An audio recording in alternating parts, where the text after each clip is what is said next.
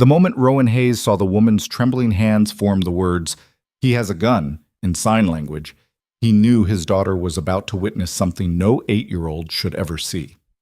Across the crowded Chicago café, a man's coat shifted just enough to reveal black metal pressed against the elegant stranger's ribs. Rowan had exactly 3 seconds to choose: grab Chloe and run like every survival instinct screamed at him to do, or step into the kind of violence he'd spent 6 years trying to forget. He chose wrong. If you're watching from anywhere in the world, drop your city in the comments below and hit that like button. I want to see how far this story travels. The rain came down in sheets that Tuesday morning, the kind of October storm that turned Chicago's streets into rivers and made every commute feel like punishment. Rowan Hayes stood inside Murphy's Cafe with his daughter Chloe, both of them soaked through despite the sprint from the bus stop half a block away. Water dripped from his worn jacket onto the scuffed tile floor while Chloe shook her hair out like a wet dog, grinning up at him. "At least one of us thinks this is fun," Rowan thought, returning her smile with effort. The cafe was packed wall to wall with mourning refugees, business types in expensive coats, construction workers grabbing coffee before shift, students with laptops fighting for the few available outlets. The air smelled like burnt espresso and wet wool. Someone's phone was playing music too loud. The barista looked like she wanted to murder the next person who ordered anything complicated. Rowan checked his watch. 7:43. His first class started at 8:15, which meant he had maybe 20 minutes to get Chloe to school, grab something resembling breakfast, and make it across town to Lincoln Park Academy without his department head giving him that look again. Third time this month, he'd cut it close. Chloe tugged his sleeve, her small hands moving rapidly. "The line is too long. We should go somewhere else." Rowan glanced at the queue snaking toward the counter. She wasn't wrong, but everywhere else would be just as bad, and they were already here. He signed back, 5 more minutes, promise. She wrinkled her nose but didn't argue, which probably meant she was hungry enough to wait. That made one thing going right today. They shuffled forward in line. Rowan found himself doing the math he always did. Rent was due Friday, which left about $200 until next paycheck, and Chloe needed new shoes because her current pair had holes worn through the soles. He'd noticed her trying to hide it yesterday, adjusting how she walked. 8 years old and already learning to make herself smaller so he wouldn't worry. The thought made his chest tight. Someone behind him was talking too loud on their phone about quarterly earnings. Someone else dropped a mug that shattered spectacularly, earning a smattering of applause from the crowd. The barista said something sharp that Rowan didn't catch. Normal chaos. Tuesday morning noise. Chloe was signing something about a project due Friday when Rowan's peripheral vision caught movement that didn't match the pattern. A woman had just entered through the side door, late 20s maybe, dark hair plastered to her face from the rain, wearing a coat that probably cost more than Rowan's monthly salary. She looked wrong. Not wrong like she didn't belong in the neighborhood, though she clearly didn't. Wrong like an animal that's just realized it's being hunted. Her eyes scanned the room with barely controlled panic. When they landed on Rowan and Chloe, specifically on Chloe's hands mid-sign, something shifted in her expression. The woman moved toward them through the crowd with jerky, unnatural steps.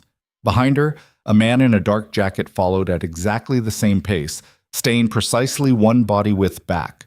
His right hand was buried in his coat pocket. His face was blank. Rowan's old instincts kicked in before his conscious brain caught up. The same instincts he'd tried to bury along with his uniform 6 years ago. Wrong gait, wrong spacing, wrong everything. The woman was close enough now that Rowan could see she was shaking. Her makeup was smudged. There was a fresh bruise darkening her left cheekbone that she'd tried to cover with foundation, and then her hands moved. The signs were clumsy, unpracticed, but unmistakable. "Help me." "He has a gun." Time seemed to slow down in that terrible way Rowan remembered from Kandahar. His heart rate dropped instead of spiking. His vision sharpened at the edges. The cafe noise faded to background static. Chloe hadn't noticed yet. She was still talking about her project, something about ecosystems and poster board. The man in the dark jacket was 5 feet away now. 4. His eyes locked onto Rowan's with flat recognition. He'd seen Rowan watching, knew he'd been made, and was already adjusting his approach. Rowan had maybe 2 seconds to decide. Every fiber of his being screamed to grab Chloe and get her out. She was 8. She was deaf. She was the only thing in this world that mattered. The smart move, the right move, the only move that made any sense was to take his daughter and run. But the woman's hands were still moving, shaking badly now. Please, please help. And Rowan thought about Chloe watching him walk away. Chloe learning that when people are scared and desperate, you just save yourself. Chloe growing up believing her father was the kind of man who saw someone signing for help and did nothing. He made his choice. Rowan's hand moved to Chloe's shoulder, turning her gently toward the back of the cafe. He signed quickly. Storage room. Now. Hide. Don't come out until I get you. Chloe's eyes went wide. What's wrong? Trust me. Go. Now. Something in his face must have convinced her because she didn't argue, just turned and threaded through the crowd toward the back. Rowan watched until she disappeared through a door marked Employees Only, then turned back. The man was 3 feet away. Close enough that Rowan could see the bulge in his coat pocket wasn't just a gun. It was something big, probably a .45. Close enough to see the thin sheen of sweat on the man's forehead despite the cold rain outside. Close enough to smell cigarettes and something chemical, maybe meth or bath salts. You should have minded your business, the man said quietly. His voice had a slight accent Rowan couldn't place. Eastern European, maybe. The woman was pressed against the counter now, trapped between Rowan and her attacker. Up close, Rowan could see she was younger than he'd thought. 29, 30 tops. She had green eyes that were red from crying. I don't want trouble, Rowan said, raising his hand slowly. His mind was already calculating angles, distances, reaction times. Just let her go. Whatever this is about, let her go. The man smiled without any warmth. Not how this works. His hand started to move out of his pocket. Rowan didn't think. He'd spent 6 years trying to bury the combat medic who'd pulled wounded soldiers out of firefights in the Korengal Valley, but some training never leaves. It just waits. He lunged forward, grabbing the fresh coffee someone had just set on the counter. Still steaming, probably just shy of boiling. The man's eyes widened a fraction of a second before Rowan hurled the entire cup directly into his face. The scream was immediate and animal. The man's hands flew to his eyes, one of them finally pulling the gun free but pointing at nothing, trigger discipline forgotten in pure reactive pain. Rowan didn't give him time to recover. He drove his shoulder into the man's midsection, using his body weight to slam him into the nearest table. They went down in a tangle of limbs and breaking furniture. Someone's laptop shattered against the floor. A woman screamed. The gun went off. The sound was impossibly loud in the enclosed space, turning every other noise into muted background static. Rowan heard it, but couldn't process it yet. He was too busy trying to control the armed man's wrist, slamming it against the floor again and again, until the gun finally came loose and skittered away under a chair. The man bucked hard, rolling them over. He was bigger than Rowan, heavier, and whatever he was on gave him strength that wasn't entirely human. A fist connected with Rowan's jaw hard enough to make stars burst in his vision. Rowan tasted blood. They rolled again, crashing into the counter. Rowan got an elbow into the man's throat, bought himself a second of breathing room, tried to get his feet under him. The knife came out of nowhere. Rowan saw the blade flash in his peripheral vision and twisted, but not fast enough. Pain exploded across his left shoulder. Not deep, he could tell that much, but bad enough that his arm immediately weakened. The man yanked the knife back for another stab. "Freeze, police!" The voice came from the front entrance. Through the scrambling crowd of people trying to escape, Rowan caught a glimpse of 2 uniformed officers, weapons drawn, shouting orders that nobody could hear over the screaming. The man with the knife hesitated for just a moment, looking toward the cops, weighing his options. That moment was all Rowan needed. He threw a desperate punch with his good arm that connected with the man's temple. It wasn't pretty and it wasn't technically sound, but it had every ounce of terrified adrenaline behind it. The man's eyes rolled back and he dropped like a puppet with cut strings. Rowan fell back against the counter, his injured shoulder on fire, his breath coming in ragged gasps. The cafe was chaos. Overturned chairs, broken glass, people crying and shouting. The 2 cops were yelling at him to get on the ground, hands where they can see them. He complied, mostly because his legs wouldn't hold him up anymore anyway. He attacked that woman, Rowan managed to say, gesturing toward where the woman in the expensive coat was still frozen against the wall, her face white as paper. "Gun! There's a gun under that chair!" One cop kept his weapon trained on Rowan while the other moved to secure the unconscious attacker. More sirens were building outside. Someone was shouting about an ambulance. Rowan's vision was starting to tunnel at the edges. He looked around frantically for Chloe, couldn't see her, felt panic rising in his throat. "My daughter," he said. "She's in the back. She's 8. She's deaf. Someone needs to—" "We'll find her," the cop said, but he didn't lower his weapon. "Stay down." The next 10 minutes dissolved into a blur of EMTs and more police and questions Rowan could barely track. Someone was putting pressure on his shoulder. Someone else was taking photos of the knife. The man who'd attacked them was awake now, screaming about lawyers and unlawful detention in that same accent. And then Chloe burst through the crowd, signed by a police officer who clearly didn't know sign language and was trying to handhold her toward the ambulance. When she saw Rowan on the ground, bleeding, her face crumpled. "Dad!" She broke free and ran to him before anyone could stop her. Rowan caught her with his good arm, pulled her close even though the movement sent fresh pain through his shoulder. "I'm okay," he signed with one hand, the lie as natural as breathing. "I'm okay. You're safe." "You're bleeding." "Just a scratch. I promise." The EMT was trying to get Rowan onto a stretcher. Chloe was signing too fast for him to follow, panic making her movements jerky. Someone was asking if she had family, where her mother was.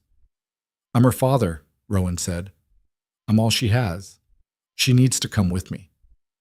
"Sir, we need to get you to a hospital. Then she comes too."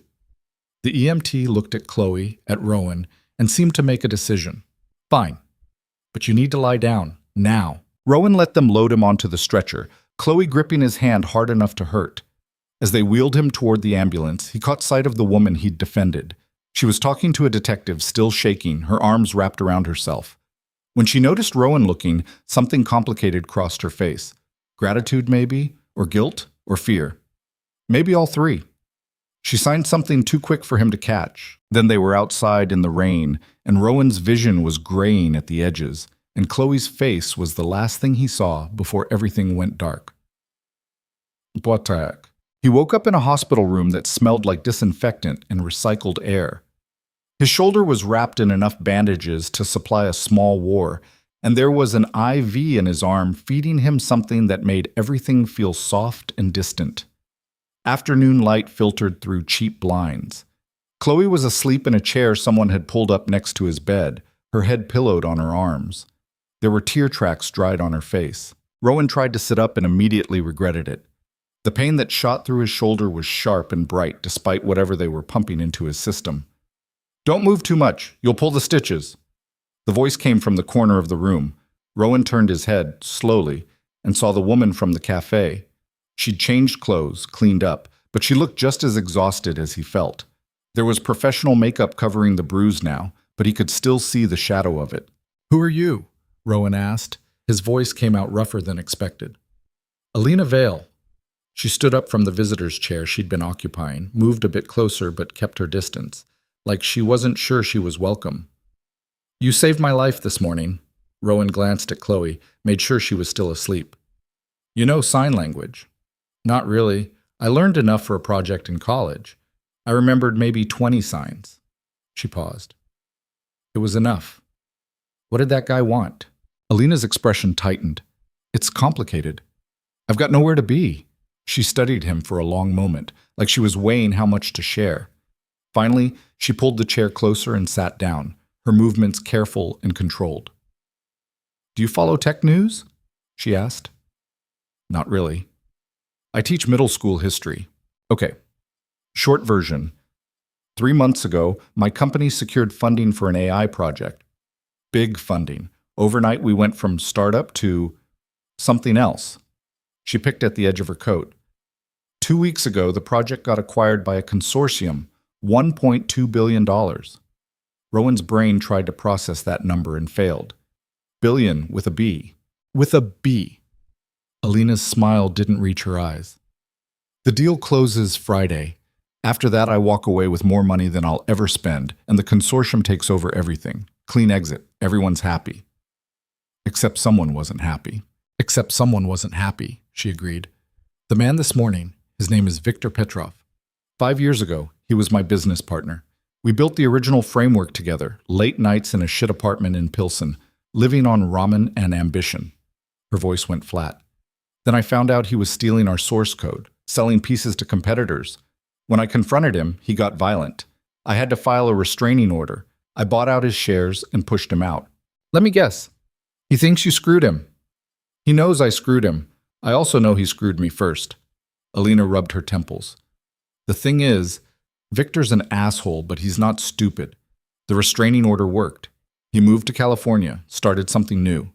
We haven't had contact in 4 years, so him showing up this morning in that café with a gun?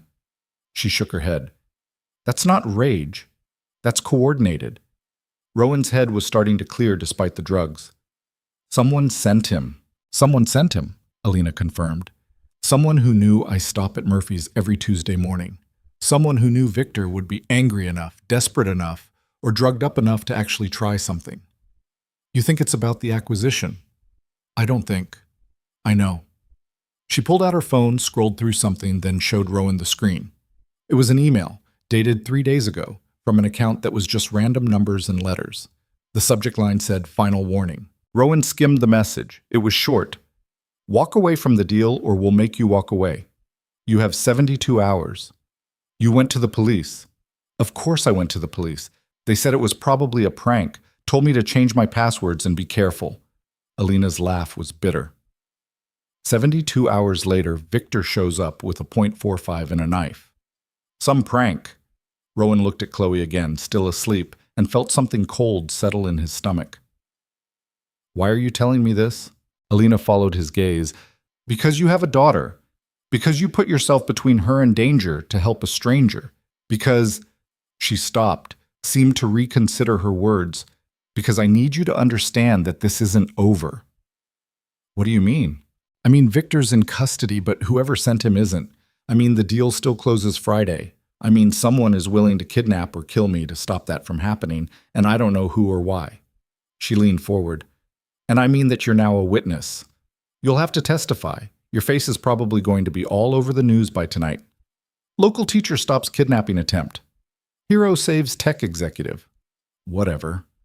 I'm not a hero. Tell that to the press. Alina stood up, wrapped her coat tighter. Look, I'm going to have security outside your room for the next few days. Private security, people I trust. The hospital's going to say it's for me, but it's for you too. I don't need... Yes, you do. Her voice was firm. Mr. Hayes, I've spent 5 years building my company. I know how to spot threats. And I'm telling you right now, whoever did this won't stop with Victor. They can't afford to. Not with this much money on the table. Rowan wanted to argue, but the look in her eyes stopped him. She wasn't being dramatic. She was scared. How long are you staying in Chicago? He asked. Until Friday. Then I'm supposed to fly to San Francisco for the final signing. She paused at the door.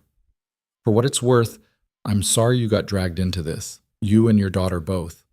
Her name is Chloe. Chloe. Alina tested the name, nodded.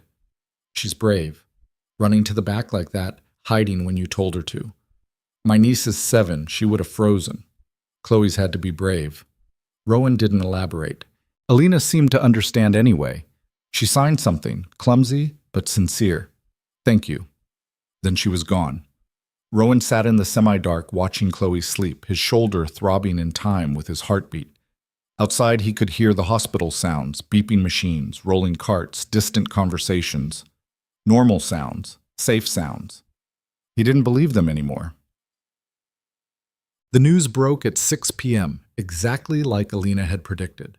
A nurse came in to check Rowan's vitals and couldn't stop talking about how he was all over Channel 7.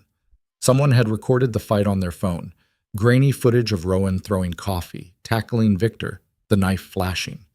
It looked more violent than Rowan remembered. It looked like something from a movie. By 7, there were 3 reporters in the hospital lobby asking to speak with him. By 8, the story had gone regional. By 9, someone had dug up his service record, and the word hero was officially inescapable. Rowan refused all interview requests. Chloe woke up around 8:30, disoriented and scared until she saw him. They signed back and forth for almost an hour, her asking questions he couldn't quite answer, him trying to be reassuring while his mind raced ahead to all the ways this could go wrong. Are we in trouble? She asked. No, we're safe. The lady from the cafe, is she okay? Yes, she's fine. Did you know the bad man? No, sweetheart, I didn't. Then why did you help her? That one stopped him. Rowan looked at his daughter, 8 years old, smart as hell, watching him with eyes that had already seen too much of the world's sharp edges, and tried to find words that wouldn't sound like a lie. Because she asked, he finally signed. Because she was scared. Because I thought I could. What if you couldn't? Then I would have tried anyway. Chloe thought about that for a while, her small face serious. Then, I'm glad you're okay. Me too. A nurse brought dinner around 9, something beige and institutional that neither of them touched. Chloe picked at her food while Rowan scrolled through his phone, watching the story spiral outward into the internet's collective consciousness. Someone had already made a hashtag Chicago Hero. Someone else had found his faculty photo from Lincoln Park Academy and photoshopped a cape onto it. The principal had left him 3 voicemails, each more aggressively cheerful than the last. And there, buried in his notifications between news alerts and friend requests from people he'd never met, was a text from an unknown number. This is Alina. The detective wants to meet with both of us tomorrow morning. 9 a.m. at the precinct. They're calling it a follow-up interview, but I think they found something. Can you make it? Rowan typed back, I'll be there. Her response came immediately. Bring Chloe if you need to. I'll make sure there's someone who can watch her while we talk. He sent a thumbs up, then set the phone down and closed his eyes. His shoulder was killing him. The pain meds were wearing off, but not fast enough. Somewhere down the hall, someone was arguing with a nurse about visiting hours. Chloe had fallen asleep again, curled up in the chair with a hospital blanket someone had brought her. Rowan tried not to think about the email Alina had shown him. Walk away from the deal or we'll make you walk away. Tried not to think about Viktor Petrov's flat eyes or the casual way he'd pulled that knife. Tried not to think about what kind of people had enough money and influence to coordinate a kidnapping attempt in broad daylight. He failed. The night stretched out long and sleepless. Nurses came and went. The IV bag was changed. Chloe stirred once, mumbled something in her sleep that might have been his name or might have been nothing. At some point past midnight, Rowan noticed the shadow standing outside his door. It wasn't hospital security. He could tell by the stance, the alertness. One of Alina's people, probably. Keeping watch like she'd promised. The shadow noticed Rowan watching and gave a small nod. Rowan nodded back and tried to convince himself it made him feel safer. It didn't. The discharge papers came through at 7 a.m., signed by a doctor who looked like he hadn't slept in 3 days. Rowan's shoulder was wrapped tight enough to restrict movement, and they'd given him a prescription for painkillers he probably couldn't afford to fill. The nurse who wheeled him out kept shooting nervous glances at the security guard trailing behind them. One of Alina's people, a woman in her 40s with sharp eyes and a concealed carry bulge under her jacket. Chloe walked beside the wheelchair, her backpack slung over both shoulders, still wearing yesterday's clothes. She looked small and tired and kept signing the same question over and over. Can we go home now? Soon, Rowan kept telling her. Soon. The precinct was a 20-minute drive through morning traffic that felt like an hour. The security guard, her name was Martinez apparently, drove them in a black SUV with tinted windows. She didn't make small talk. Rowan appreciated that. Chloe pressed her face to the window, watching the city roll past. Chicago looked different in daylight after what had happened. Sharper somehow, more threatening. Every person on the sidewalk could be dangerous. Every car could be following them. Rowan hated that he was thinking this way. Hated more that he couldn't stop. The precinct building was gray concrete and institutional despair, the kind of place designed to make everyone inside feel vaguely guilty. Martinez pulled up to the front entrance and killed the engine. Ms. Vale is already inside, she said. Second floor, Detective Morrison's office. I'll wait here with your daughter if that works. Rowan looked at Chloe. I have to go talk to the police. This lady will stay with you. Is that okay? Chloe's hands moved slowly. I want to come with you. I know, but it's going to be boring. Just grown-ups talking about boring stuff. You're lying. Rowan's chest tightened. She was too smart, read him too well. I'm not lying, but it might take a while, and I need you to be patient. Can you do that for me? She didn't answer right away. Finally, okay, thank you. Martinez pulled out a tablet from the glove compartment and offered it to Chloe with a small smile. I downloaded some games. Pretty sure they're age appropriate, but if they're not, blame my niece. Chloe took the tablet carefully, looked at Rowan for permission. He nodded. She settled into the back seat and started tapping at the screen, her focus already shifting. Rowan climbed out of the SUV, his shoulder immediately protesting the movement. The painkillers they'd given him at the hospital were wearing thin. Inside, the precinct smelled like bad coffee and old paperwork. A desk sergeant directed him to the second floor without looking up from her computer. Rowan took the stairs because the elevator looked like it hadn't been inspected since the 90s, and regretted it halfway up when his shoulders started screaming. Detective Morrison's office was at the end of a long hallway lined with filing cabinets and tired-looking cops. The door was open. Inside, Alina sat in a metal chair that looked supremely uncomfortable, talking quietly with a man in his 50s wearing a shirt that had seen better days and a tie that had given up entirely. They both looked up when Rowan knocked. "Mr. Hayes?" Morrison stood, offered his hand. His grip was firm but not aggressive. "Thanks for coming in. How's the shoulder?" "Functional." "Good. Sit." Morrison gestured to the chair next to Alina. "Coffee? It's terrible, but it's hot." "I'm fine." Rowan sat down. Alina gave him a tight smile that didn't quite work. She looked like she'd slept even less than he had. There were dark circles under her eyes that makeup couldn't quite hide. Morrison settled back into his chair, which squeaked alarmingly. He had a folder open on his desk, thick, full of papers and photos Rowan couldn't quite see from his angle. "All right," Morrison said, "let's start with the basics. Viktor Petrov is in custody, being held without bail on attempted kidnapping, assault with a deadly weapon, and a few other charges that should keep him locked up for a while. Public defender's already floating an insanity plea." "Is he insane?" Rowan asked. "Probably. Also probably high as hell. Talk screen came back with enough methamphetamine in his system to kill a horse." Morrison flipped through some pages. "But here's where it gets interesting. We searched his apartment last night, found a burner phone with exactly 3 numbers in the call history. One of them belongs to Ms. Vale here. The other 2 are disconnected." Alina's jaw tightened. "He called me?" 14 times over the past week. You didn't answer. I have his number blocked. Have had it blocked for 4 years. Smart." Morrison pulled out a photo, slid it across the desk. "We also found this." It was a surveillance photo of Alina leaving Murphy's Café, taken from across the street. The timestamp said it was from last Tuesday, exactly 1 week before the attack. Someone had circled her face in red marker. "There were 7 more like this," Morrison continued, "all taken at different times, different locations. Someone was tracking your movements, Ms. Vale, and not subtly." Alina picked up the photo with hands that shook slightly. "Victor did this?" "Victor took the photos, yeah. But we don't think he was working alone." Morrison pulled out another document. "Bank records show a deposit of $20,000 into his account 3 weeks ago. Cash deposit, no paper trail. That's not pocket change." "Someone paid him to come after me," Alina said quietly. "That's our working theory. Question is who?" Morrison leaned back, the chair protesting again. "You mentioned in your statement yesterday that you've been getting threats about the acquisition." "Not threats. One threat. The email I showed you." "Right. We tracked the IP routed through a VPN service in Romania, another in Singapore, then a third in Iceland. Dead end, basically. Whoever sent it knows what they're doing." Rowan spoke up. "What about the acquisition itself? Who else benefits if Alina backs out?" Morrison's eyebrows rose slightly. "Good question. Ms. Vale?" Alina set the photo down. "The consortium buying my company is made up of 4 major tech investors: Caldwell Ventures, Apex Digital, Meridian Group, and Jung Holdings. Combined, they're putting up $1.2 billion.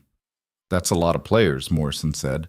"It's a complicated deal. The AI framework we developed has applications in everything from medical diagnostics to financial modeling. Everyone wants a piece." Alina rubbed her temples. "But if I walk away, the deal collapses. The framework is proprietary. I own it outright. Without my signature, they get nothing." "So if someone wanted to renegotiate terms," Rowan said slowly, "or cut themselves a better deal, they'd need to scare you into walking away first." Alina looked at him sharply. Or they'd need to eliminate me entirely and negotiate with whoever inherits the company. The room went very quiet. Morrison broke the silence. You have a will, Ms. Vale? Of course. Who inherits? My business manager, David Chen. He gets operational control until the board can vote on new leadership. Alina paused. But David would never... I'm not accusing anyone, Morrison cut in. Just mapping the landscape. How long have you known Mr. Chen? 8 years. He's been with me since the beginning. Before the beginning, really. He was my mentor at Stanford, helped me write the original grant proposal that started everything. You have access to your schedule? He manages my schedule. Morrison made a note. Anyone else in your inner circle we should know about? Alina's expression tightened. My CFO, Rebecca Torres, my head of security, James Park, my personal assistant, Sophie Brennan. That's it. That's the whole team that knows my daily movements. We'll need to interview all of them. They've already been cleared by your private security, yeah, I saw the reports. Very thorough. Morrison's smile was thin. But with all due respect, Ms. Vale, your private security didn't stop Viktor Petrov from nearly killing you in a crowded cafe. So maybe we do this my way. Alina's face flushed, but she didn't argue. Rowan shifted in his chair, pain shooting down his arm. What do you need from me? Morrison turned to him. Your statement from yesterday was pretty clear, but I want to go over the timeline again, make sure we didn't miss anything. He pulled out a notepad. You said you noticed Ms. Vale acting strangely when she entered the cafe. Yeah, she looked scared, and the guy following her was too close, moving wrong. Moving wrong how? Rowan struggled to put it into words. Military spacing, like he was trained. When you're escorting someone against their will, you stay close enough to control them, but not so close it looks obvious. He knew what he was doing. You have security training? Army medic, 6 years, 2 tours. Morrison wrote something down. When did you decide to intervene? When she signed for help. And you sent your daughter to hide first. It wasn't a question, but Rowan answered anyway. Yes. Smart. Most people would have frozen. Morrison looked up. After you threw the coffee, what happened? Rowan walked him through it again, the tackle, the gunshot, the knife, the way Viktor had fought like someone who didn't feel pain properly. Morrison took notes, asked clarifying questions, circled back to details that didn't quite line up. It took 20 minutes. When they finished, Morrison set his pen down and looked between them. All right, here's what I think. Someone with money and connections wanted to derail this acquisition. They found Viktor, angry, desperate, chemically unstable, and pointed him at Ms. Vale like a weapon. It almost worked. He paused. The problem is we can't prove any of this. Not yet. And until we do, you're both at risk. What kind of risk? Rowan asked. The kind where someone tries again. Maybe not the same way, maybe not tomorrow, but eventually. Morrison's expression was grim. Ms. Vale, I'm recommending you increase your security detail. Private residence, transport, the works. And I'm recommending you consider delaying the acquisition until we can identify who's behind this. Delay it? Alina's voice rose. Detective, the closing is in 3 days. I have contracts, obligations, investors flying in from 3 continents. I can't just... You can if you're dead, Morrison said bluntly. Alina stopped talking. Rowan felt something cold settle in his gut. What about Chloe? My daughter, is she at risk? Morrison hesitated. Honestly, I don't know. You're a witness, but you're not the target. Probably you're fine. He didn't sound convinced. Probably, Rowan repeated. Look, I can assign a patrol car to your building for a few days, and I'd recommend you stay vigilant, change your routine, pay attention to your surroundings, that kind of thing. Morrison stood up. But realistically, Mr. Hayes, you did your part. You're a hero. The press loves you. Now go back to your life and let us handle the rest.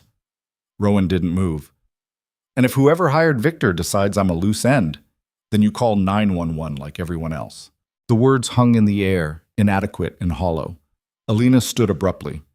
Detective Morrison, thank you for your time. I'll consider your recommendations. Her tone made it clear the conversation was over. Morrison walked them to the door. Ms. Vale, be careful. Whoever's doing this, they're not playing around. Neither am I, Alina said. They left Morrison's office and walked down the hallway in silence. Rowan's shoulder was throbbing badly now, each step sending fresh waves of pain through his arm. He needed to sit down. He needed painkillers. He needed to go home and pretend none of this had happened. Instead, he followed Alina to the stairwell. She stopped on the landing between floors, out of sight of the security cameras. When she turned to face him, her composure had cracked. "I can't delay the acquisition," she said. "David's been planning this for months. The investors have already committed capital. If I back out now, I'll destroy relationships that took years to build." "If you don't back out, you might die," Rowan said flatly. "I know." She laughed, but it came out wrong. "I know that, but you don't understand what this deal means. It's not just money, it's validation. It's proof that I built something real, something valuable. Without this, I'm just another tech founder who got lucky once. Better lucky than dead. Easy for you to say." The words came out sharp, then she caught herself. "Sorry, I didn't mean, it's fine." "It's not fine. You saved my life and I'm being ungrateful." Alina slumped against the wall. "The truth is, I'm terrified. Morrison's right. Someone wants me gone, and I have no idea who or why or how to stop them."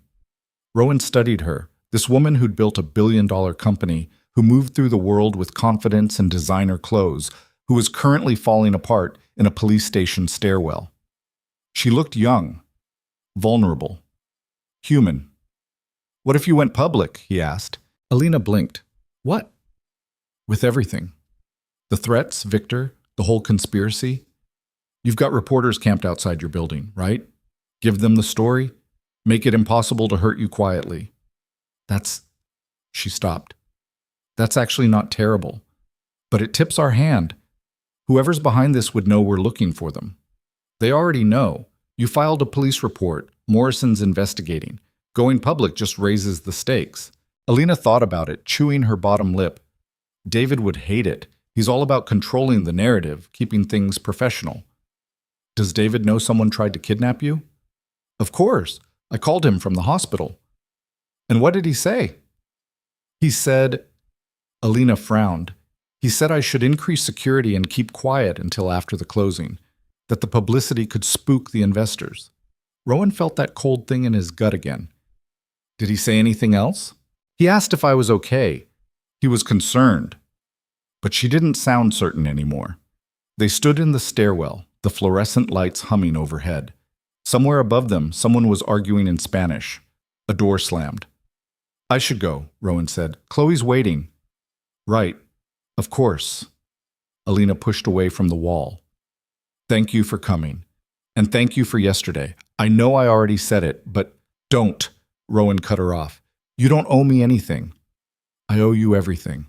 They walked down the stairs together, Alina's heels clicking on the concrete, Rowan favoring his injured side. When they reached the ground floor, Martinez was waiting near the entrance with Chloe, who looked bored but unharmed. Chloe saw Rowan and immediately signed. "Can we go home now, please?" "Yes, we're going home." But even as he signed it, Rowan knew home wouldn't feel safe anymore. The apartment Rowan and Chloe shared was a third-floor walk-up in Logan Square, the kind of building where the radiators clanged all winter, and the air conditioning never quite worked in summer. One bedroom, one bathroom, a kitchen where you couldn't open the oven, and the fridge at the same time. 600 square feet of barely affordable space that had been theirs for 3 years. It felt like a trap now. Rowan stood in the doorway after Martinez dropped them off, scanning the cramped living room like he was clearing a hostile building. Everything looked normal. Chloe's drawings on the fridge, his lesson plans scattered across the coffee table, yesterday's dishes still in the sink. Normal and safe and utterly unconvincing. Chloe pushed past him, dropped her backpack on the floor, and headed straight for her room. She was moving stiffly, the way she did when she was upset but trying not to show it. Rowan followed her. She was sitting on her bed, pulling clothes out of her dresser with jerky, angry movements. "What are you doing?" he asked. "Packing." "For what?" "For when we have to run away." She didn't look at him. Rowan's chest went tight. He sat down on the edge of her bed, careful not to jostle his shoulder. "We're not running away." "You're scared. I can tell." "I'm careful." "That's different." "You're lying again." Chloe finally looked at him, her eyes red. "Bad people are coming for us because you helped that lady, and now we have to leave. No one is coming for us." Then why does that woman with the gun keep following us? Rowan didn't have a good answer for that. He reached out, touched Chloe's shoulder gently. She didn't pull away, but she didn't lean into it either. Listen to me, he signed slowly. You're right. I am scared. But not because I think we're in danger. I'm scared because I don't like not knowing what's going to happen next. That's all. That's called being in danger, Dad. She was too smart. Way too smart. Okay, Rowan conceded. Maybe we're a little bit in danger, but the police are watching the building. And that lady with the gun, her name is Martinez. She's here to make sure nothing bad happens. So we're safe. I promise. You promised Mom would come back too. The words hit like a physical blow. Rowan pulled his hand back, his breath catching. Chloe's face crumpled immediately. I'm sorry, I didn't mean... It's okay. I'm sorry, Dad. I'm just scared and I don't... It's okay. Rowan pulled her into a careful hug, mindful of his shoulder. She buried her face in his shirt and started crying for real now, her small body shaking with the kind of sobs that had no sound. He held her and didn't say anything because there was nothing to say. She was right. He had promised her mother would come back from that last deployment. He'd promised right up until the moment the army chaplain knocked on their door with news that turned his entire world inside out. Some promises couldn't be kept. Eventually, Chloe cried herself out. She pulled back, wiping her face with her sleeve, embarrassed. I'm okay now, she signed. You don't have to be okay. I know. She looked at the clothes scattered across her bed. I'll put these away. Leave them. We'll deal with it later. Rowan stood up. How about lunch? We've got frozen pizza. We always have frozen pizza. Yeah, but this time it's special frozen pizza because we survived a really weird day. I got a small smile. They ate pizza on the couch while Chloe flipped through cartoons she'd seen 100 times. Rowan couldn't taste the food. His mind kept circling back to the meeting with Morrison, to the surveillance photos, to the $20,000 in Victor's account. His phone buzzed. A text from an unknown number. This is Sophie, Alina's assistant. She asked me to check in. Everything okay? Rowan typed back, fine. Thanks. Security stayed outside your building? He looked out the window. The black SUV was parked across the street, Martinez visible in the driver's seat. Yeah, she's here. Good. Let us know if you need anything. Rowan set the phone down and tried to focus on the cartoon. It was something about talking animals. Chloe was laughing at a joke he'd missed. Another buzz. This time, a news alert. Tech executive breaks silence. I won't be intimidated. Rowan opened the article. There was a photo of Alina standing outside her office building, looking composed and professional. The article said she'd given a brief statement to the press about yesterday's attack, thanking Rowan by name and insisting the acquisition would proceed as planned. So she'd gone public after all. He wasn't sure how he felt about that. The afternoon dissolved into uneasy domesticity. Chloe did homework at the kitchen table while Rowan tried and failed to grade papers. His shoulder hurt too much to focus. The painkillers made him fuzzy. And every sound from the hallway, footsteps, voices, doors closing, sent adrenaline spiking through his system. Around 4 p.m., someone knocked on the door. Rowan was on his feet instantly, positioning himself between Chloe and whoever was outside. He looked through the peephole and saw Martinez standing in the hallway, her expression neutral. He opened the door part way. What's wrong? Nothing's wrong. Ms. Vale sent me up with this. Martinez held up a bag from some restaurant Rowan didn't recognize. She said you probably haven't eaten properly. Also, there's this. She pulled out a thick envelope. Rowan took both, confused. What is this? No idea. She just said to deliver it. Martinez glanced past him into the apartment. You doing okay up here? Yeah, fine. All right, I'll be downstairs if you need anything. She turned to leave, then paused. Hey, for what it's worth, what you did yesterday took guts. Not many people would have stepped up like that. Thanks, Rowan said, because he didn't know what else to say. Martinez nodded and headed back down the stairs. Rowan closed the door and carried the bag to the kitchen. Inside was enough food for a week. Sandwiches, salads, some kind of fancy pasta, fruit, bottled water. The envelope contained cash. A lot of cash. Rowan counted it twice and came up with $5,000. There was a note tucked inside, written in neat handwriting. Mr. Hayes, I know you'll probably try to refuse this, but please don't. Medical bills are expensive, and you have enough to worry about. Consider it a small thank you. Also, my security team will remain outside your building until after Friday's closing. I hope that's okay. You didn't ask for any of this, and I'm sorry you got pulled into my mess. AV. Rowan stared at the money, his stomach twisting. $5,000 was more than he had in savings. It was new shoes for Chloe and rent for 2 months and the electricity bill he'd been putting off. It was breathing room he desperately needed. It also felt wrong. He set the envelope on the counter and opened one of the sandwiches. Turkey and Swiss on sourdough. Probably cost more than his usual lunch. Chloe wandered over, eyeing the food. Who sent this? The lady from yesterday. Alina. Why? To say thank you. That's a lot of food to say thank you. I know. They ate the sandwiches in silence. Rowan kept looking at the envelope, thinking about medical bills and dignity and the difference between charity and gratitude. His phone rang. Not a text this time. An actual call. The number was blocked. Rowan answered carefully. Hello? Mr. Hayes? The voice was male, professionally neutral. My name is David Chen. I'm Alina Vale's business manager. Do you have a moment? Rowan's grip tightened on the phone. How did you get this number? From Alina. I hope that's all right. Chen didn't wait for confirmation. I wanted to reach out personally to thank you for what you did yesterday. Alina is very important to a lot of people, and your quick thinking may have saved her life. I didn't do anything special. That's not what the news says. Chen's tone warmed slightly. Listen, I know Alina sent some money your way. If it's not enough, please let me know. We want to make sure you're taken care of. It's more than enough. Good, good. A pause. I also wanted to give you a heads up. The press is going to be intense for the next few days. Reporters, interviews, the whole circus.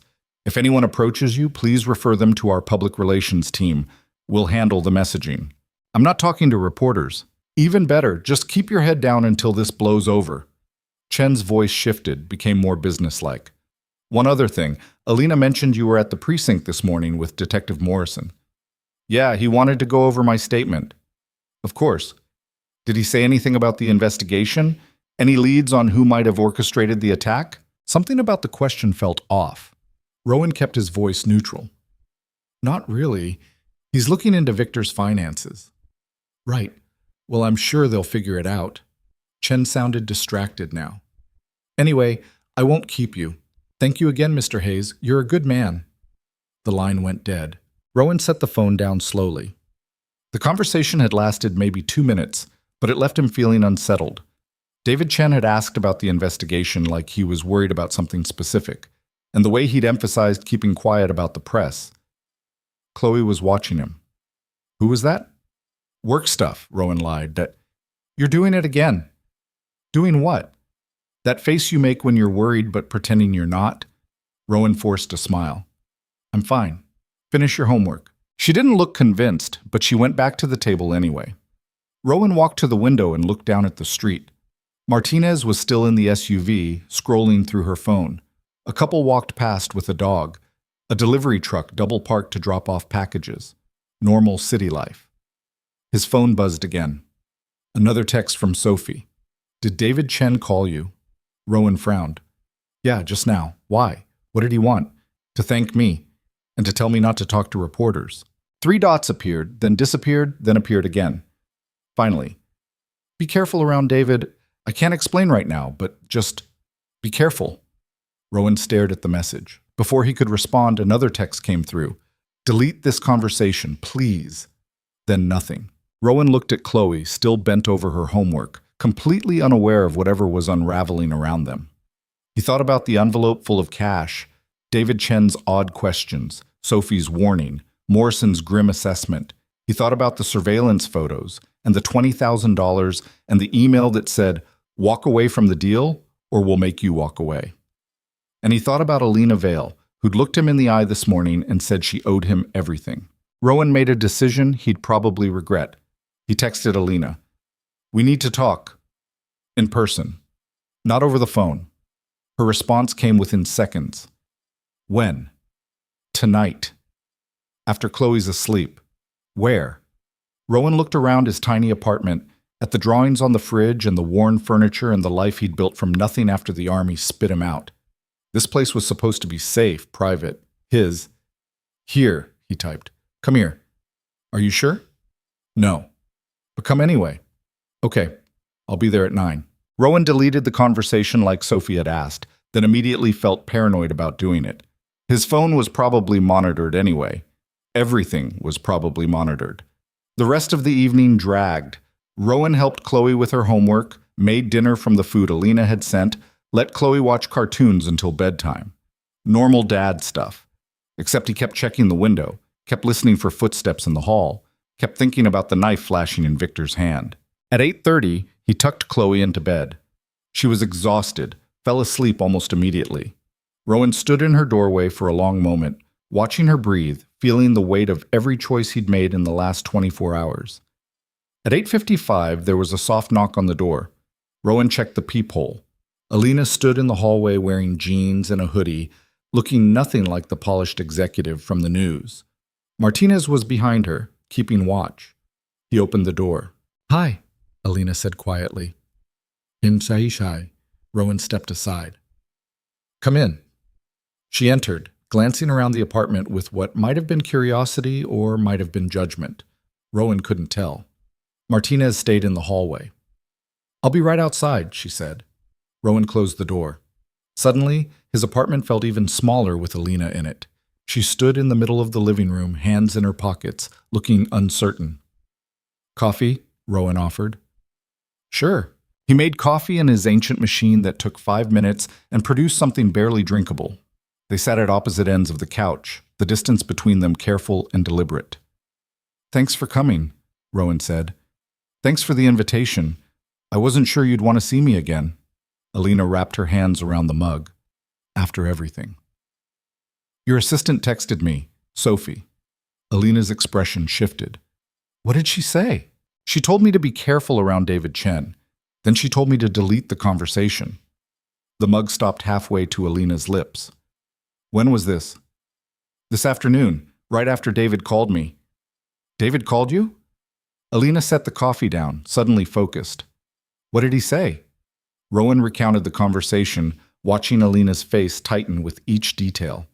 When he got to the part about David asking what Morrison had said, she swore under her breath. That's not normal, she said. David doesn't micromanage like that, and he definitely doesn't call witnesses directly. She pulled out her phone, started typing something, stopped. Sophie's smart. If she's warning you about David, there's a reason. You've known him 8 years. You trust him? I did. I do. Alina hesitated. I don't know anymore. Everything feels wrong. They sat in silence for a moment. Rowan's shoulder was throbbing again, the pain a constant background noise he couldn't ignore. Morrison showed us those surveillance photos, Rowan said finally. Someone tracked your movements for weeks. Someone who knew your routine well enough to predict where you'd be every Tuesday morning. I know. How many people have access to your calendar? David, Sophie, Rebecca, James. That's it. Alina's voice was flat. I've been going through it in my head all day. Who could it be? Who would want to hurt me badly enough to hire Victor? What if it's not about hurting you? Rowan asked. What if it's about controlling you? Alina looked at him sharply. Think about it, Rowan continued. The email said, walk away from the deal. Victor was supposed to scare you, not kill you. Someone wants you alive but compliant, which means they need something from you. The acquisition, Alina said slowly. If I back out, the whole thing collapses. The consortium loses their investment, and someone else could swoop in with a better offer. Or worse, what if someone inside your company wants to renegotiate, cut themselves a bigger piece? Alina's hands had started shaking. David structured the whole deal. He knows every term, every clause. If anyone could manipulate the contract, she didn't finish the sentence. You need to confront him. I can't, not without proof. And if I'm wrong, her voice cracked. If I'm wrong, I just accuse my mentor of trying to have me kidnapped. That's not something you come back from. Rowan understood that. He'd made accusations in the army that had ended careers, burned bridges he'd never be able to rebuild. Sometimes being right wasn't enough. Then we find proof, he said. We? The word hung between them. Rowan realized what he'd just volunteered for and felt something like vertigo.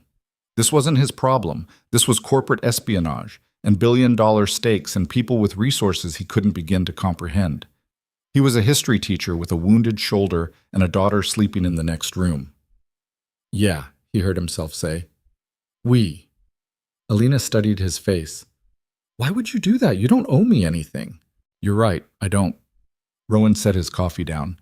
But someone sent a text telling me to be careful around your business manager.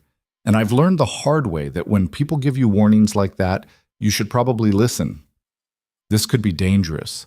It already is dangerous. The question is whether we do something about it or just wait for the next attack. Alina was quiet for a long time. Finally, she said, Okay, so how do we find proof? Rowan thought about it. David manages your finances?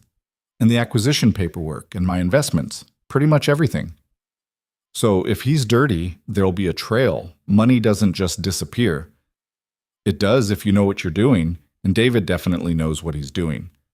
Then we need someone who knows what to look for. Rowan pulled out his phone. You have a lawyer? Someone you trust who isn't connected to David? I have a corporate attorney, but David brought her in. I don't know if I can trust her. What about Morrison? He's already investigating. Morrison thinks this is about Victor. He's not looking at David. Alina ran her hands through her hair. We're on our own here. The apartment felt very small suddenly. Very quiet. From Chloe's room, Rowan heard her shift in bed, mumbling something in her sleep. He stood up, checked on her through the cracked door. Still asleep, still safe. When he came back, Alina was standing at the window, looking down at the street. I'm sorry, she said without turning around. This is insane. You have a daughter to protect, a job, a life. You shouldn't be involved in my mess. Little late for that. I could leave Chicago, take the deal to San Francisco early, finish everything remotely. You'd be safe. Would you be safe? She didn't answer. Rowan moved to stand beside her. Outside, Martinez was still in the SUV, a small figure backlit by streetlights. The city stretched beyond her, vast and indifferent. Here's what I think, Rowan said quietly. I think someone tried to hurt you and failed. I think they're going to try again, probably soon. And I think if we don't figure out who and why, this doesn't end well for either of us. Alina turned to look at him. You really believe that? I've seen what happens when you ignore threats. It doesn't make them go away. It just gives them time to get better at it. She nodded slowly.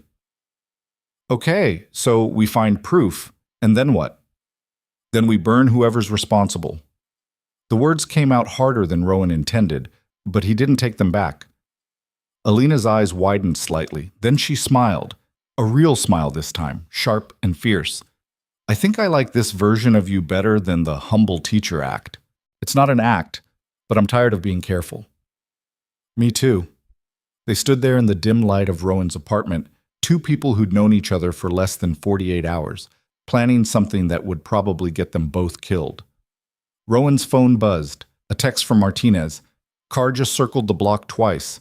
Might be nothing, but staying alert. He showed Alina the message. Her face went pale. We should go, she said. I shouldn't have come here. I'm putting you in danger. You didn't put me in danger. I did that myself when I threw that coffee. Rowan walked to the window, scanned the street. Everything looked normal. Martinez has it covered. Rowan, stay, at least until we figure out next steps. That's not smart. Probably not. But neither was tackling an armed kidnapper in a crowded cafe, and I did that too. He looked at her. We're already in this. Might as well see it through. Alina seemed to war with herself, then nodded. Okay, but if anything feels wrong, you tell me, immediately. Deal. They spent the next hour going through everything Alina knew about David Chen. His background, his access, the deals he'd structured, the people he knew. It wasn't much. David was careful, professional, opaque in all the ways that made him good at his job. But there were small things. David had been pushing for the acquisition to close early. David had suggested Alina cut her security detail to avoid seeming paranoid. David had access to the server where her proprietary code was stored. None of it was proof. All of it felt wrong. Around 11, Alina stood to leave. I'll dig into David's financials tomorrow, quietly, see if there's anything unusual. Be careful. If he figures out you're looking, I know. She paused at the door. Thank you for this, for everything. Don't thank me yet. We haven't actually accomplished anything. You made me feel less alone. That counts for something. After she left, Rowan locked the door and checked on Chloe again. Still asleep. He stood in her doorway, watching her chest rise and fall, and wondered what the hell he was doing. His phone buzzed one more time. Another text from Sophie, despite her warning to delete their previous conversation. Alina trusts you. Please keep her safe. David, not what he seems. Rowan stared at the message for a long time before responding. What do you mean? But Sophie didn't answer. Outside, Martinez's SUV sat under a streetlight, a small island of security in the dark Chicago night. Rowan closed the blinds, took his painkillers, and lay down on the couch fully clothed. Sleep didn't come easily. Rowan woke to his phone vibrating against his chest at 5:47 a.m., his shoulders screaming and his neck kinked from sleeping on the couch. For a confused moment, he couldn't remember why he wasn't in bed. Then the previous 2 days came crashing back. The text was from Alina. Can you meet? Now. It's urgent. He sat up too fast, pain shooting down his arm. Typed back with clumsy fingers. What happened? Not over text. Coffee shop on Armitage, 2 blocks from you, 6:30? Rowan looked toward Chloe's room. Still dark, still quiet. She wouldn't be up for another hour at least. Can't leave my daughter alone. Bring her. Martinez will be there. He wanted to argue, to say this was exactly the kind of thing that could get them all hurt. Instead, he wrote, Fine, 6:30. Getting Chloe up early was never easy, but this morning she seemed to sense something was wrong. She dressed without complaining, didn't argue when he told her to skip breakfast at home. In the pre-dawn dark of their apartment, she signed, Something bad happened. I don't know yet, Rowan answered honestly, but we're going to find out. Is it the lady? Alina? Yes. Is she okay? I think so. She just needs to talk. Chloe studied his face with those 2 perceptive eyes. You like her? The statement caught Rowan off guard. What?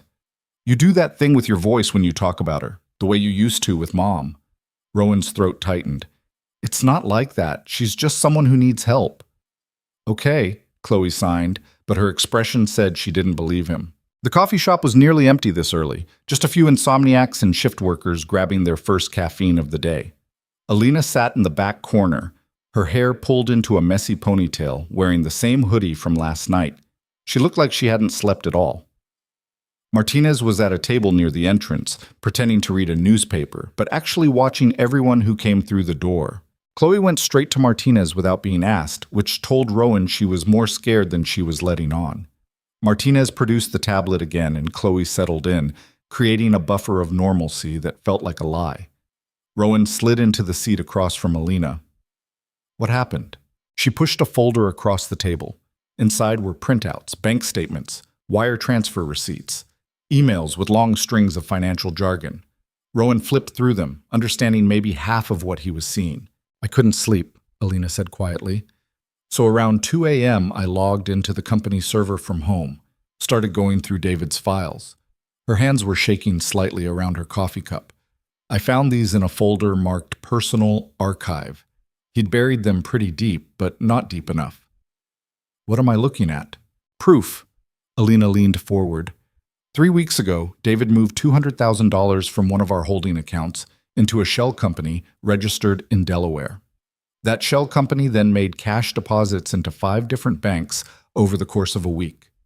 She tapped one of the statements, including $20,000 into Viktor Petrov's account. Rowan felt something cold settle in his chest. David paid Viktor to come after you. Not directly. The paper trail's designed to be impossible to trace, but I know how David structures his transactions. This has his fingerprints all over it. Why would he do this?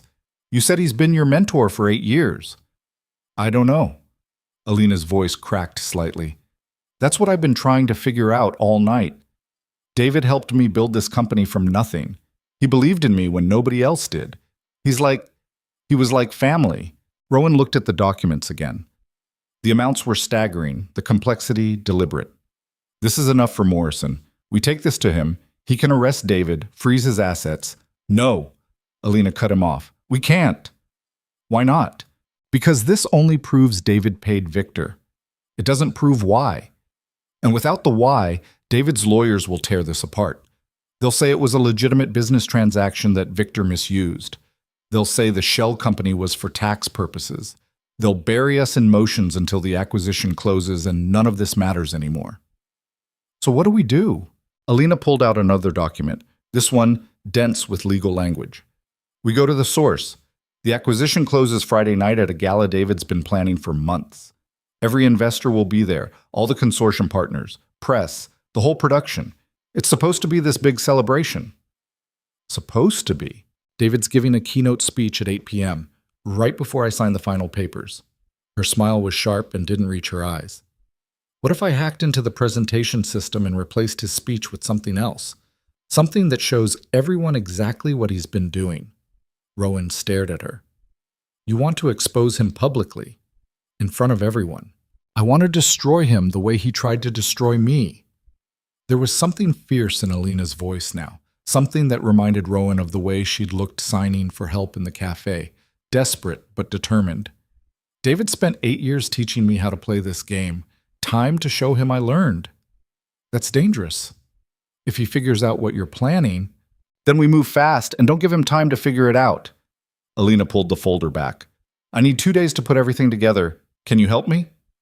Rowan thought about Chloe sitting 20 feet away, about his tiny apartment and his teaching job and the normal life he'd been trying to build, thought about the knife in Victor's hand and the way his shoulders still hurt every time he moved wrong.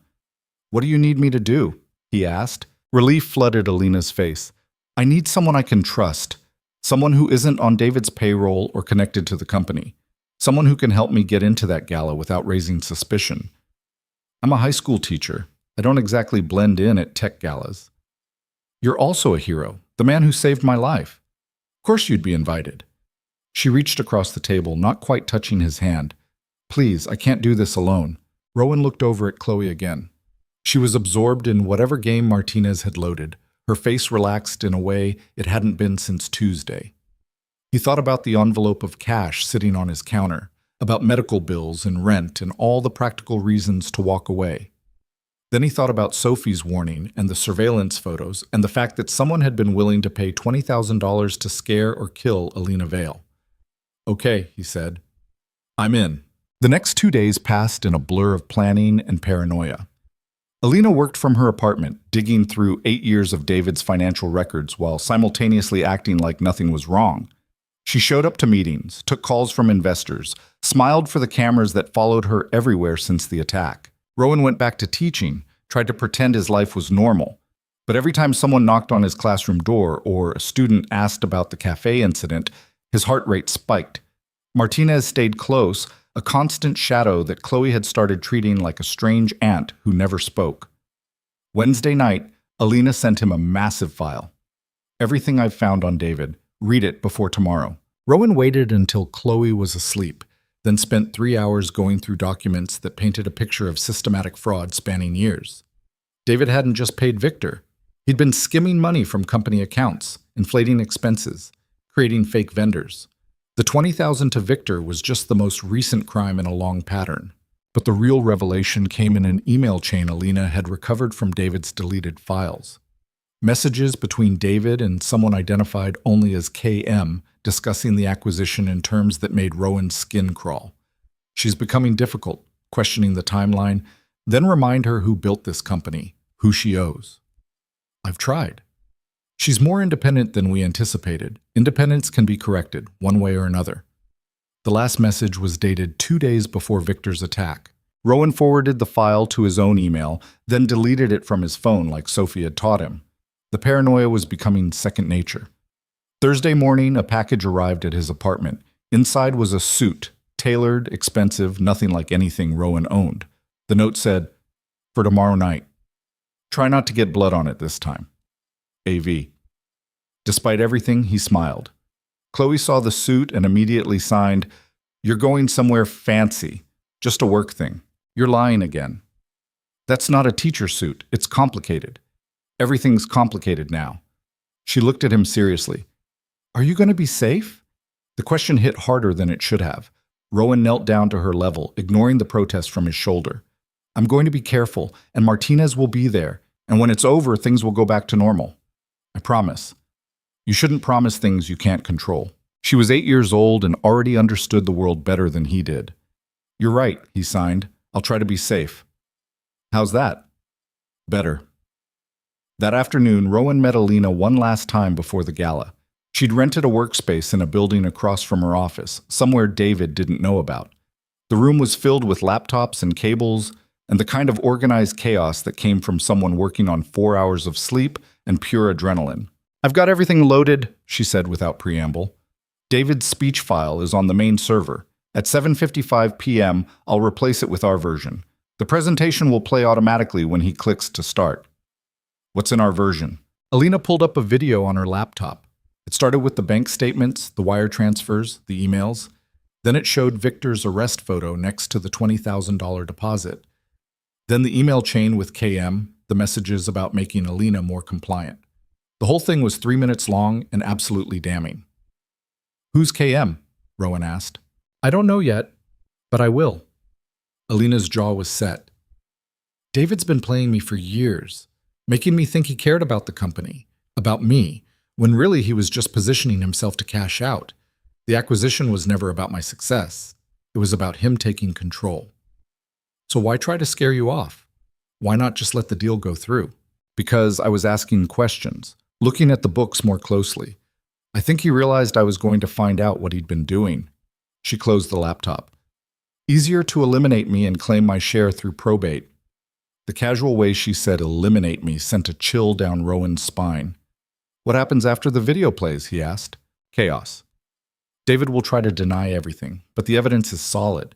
The investors will panic. Someone will call the police. Alina met his eyes. That's when I need you. For what? To make sure I don't do something stupid, to keep me from going after David directly when he tries to run. She paused. I'm not good at staying calm when I'm angry, and tomorrow night I'm going to be very, very angry. Rowan understood that. He'd felt the same rage in Afghanistan when politicians sent soldiers into situations with no support and no exit plan. The kind of anger that made you want to break things, hurt people, burn everything down just to feel like you had some control. I'll be there, he said. But, Alina, after this, you need to disappear for a while. If David's working with someone else, someone with enough power to orchestrate all this, I know, I've already booked a flight to London under a fake name. Saturday morning, I'm gone. She looked around the makeshift office. I'll miss Chicago. This place made me who I am. You can come back when it's safe. Maybe. She didn't sound convinced. They spent another hour going over the plan, mapping out contingencies, preparing for everything they could think of. When Rowan finally left, the sun was setting and his shoulder was throbbing from tension. Martinez drove him home in silence. When they pulled up to his building, she finally spoke. Ms. Vale trusts you a lot. Yeah. You know what you're doing tomorrow night is probably going to make a lot of powerful people very angry. Yeah. Just making sure you understand the stakes. Martinez looked at him in the rearview mirror. I've been doing security for 15 years, seen a lot of people try to take down people like David Chen. Most of them end up regretting it. You trying to talk me out of this? No. Just want you to know what you're walking into. She paused. For what it's worth, I think you're doing the right thing. Doesn't mean it's going to end well. Rowan got out of the car and went upstairs, her words echoing in his head. Chloe was waiting on the couch, homework spread around her but clearly abandoned. She signed as soon as he walked in. Tomorrow's the dangerous thing, isn't it? Yes. Can I come? Absolutely not. Then who's going to watch me? Rowan hadn't thought about that. He couldn't leave her alone, and Martinez would be at the gala. He pulled out his phone, scrolled through his contacts, realized how few people he actually trusted. Finally, he called his principal. Dr. Sarah Kim answered on the third ring. Rowan, everything okay? I need a favor, a big one. 20 minutes later, it was arranged. Dr. Kim would pick up Chloe after school Friday and keep her overnight. She asked questions Rowan couldn't answer, but eventually she agreed. You're staying with Dr. Kim tomorrow night, he told Chloe. Why can't Martinez watch me? Because she has to work. Doing the dangerous thing with you. Yes. Chloe's expression was complicated, anger and fear and something like resignation all mixed together. I don't want you to go. I have to. No, you don't. You just want to. The words stung because they were partially true. Rowan could walk away, could let Alina handle this herself, could take his daughter and disappear into the kind of quiet life he'd been trying to build. But something in him couldn't do that anymore. Not after seeing Victor's flat eyes. Not after reading those emails about making Alina compliant. You're right, he signed. I don't have to. But I'm going to anyway, because some things are worth the risk. Like what? Like making sure the bad people don't win. Chloe thought about that for a long time. Then, Mom used to say that. About why she kept going back to the war. Rowan's throat closed. He pulled Chloe into a hug, careful of his shoulder. She buried her face in his shirt. I'm coming back, he signed against her hair. I promise I'm coming back. You can't promise that. I'm promising anyway. Friday arrived with the kind of perfect October weather that felt like mockery. Sunny, crisp, everything golden and beautiful.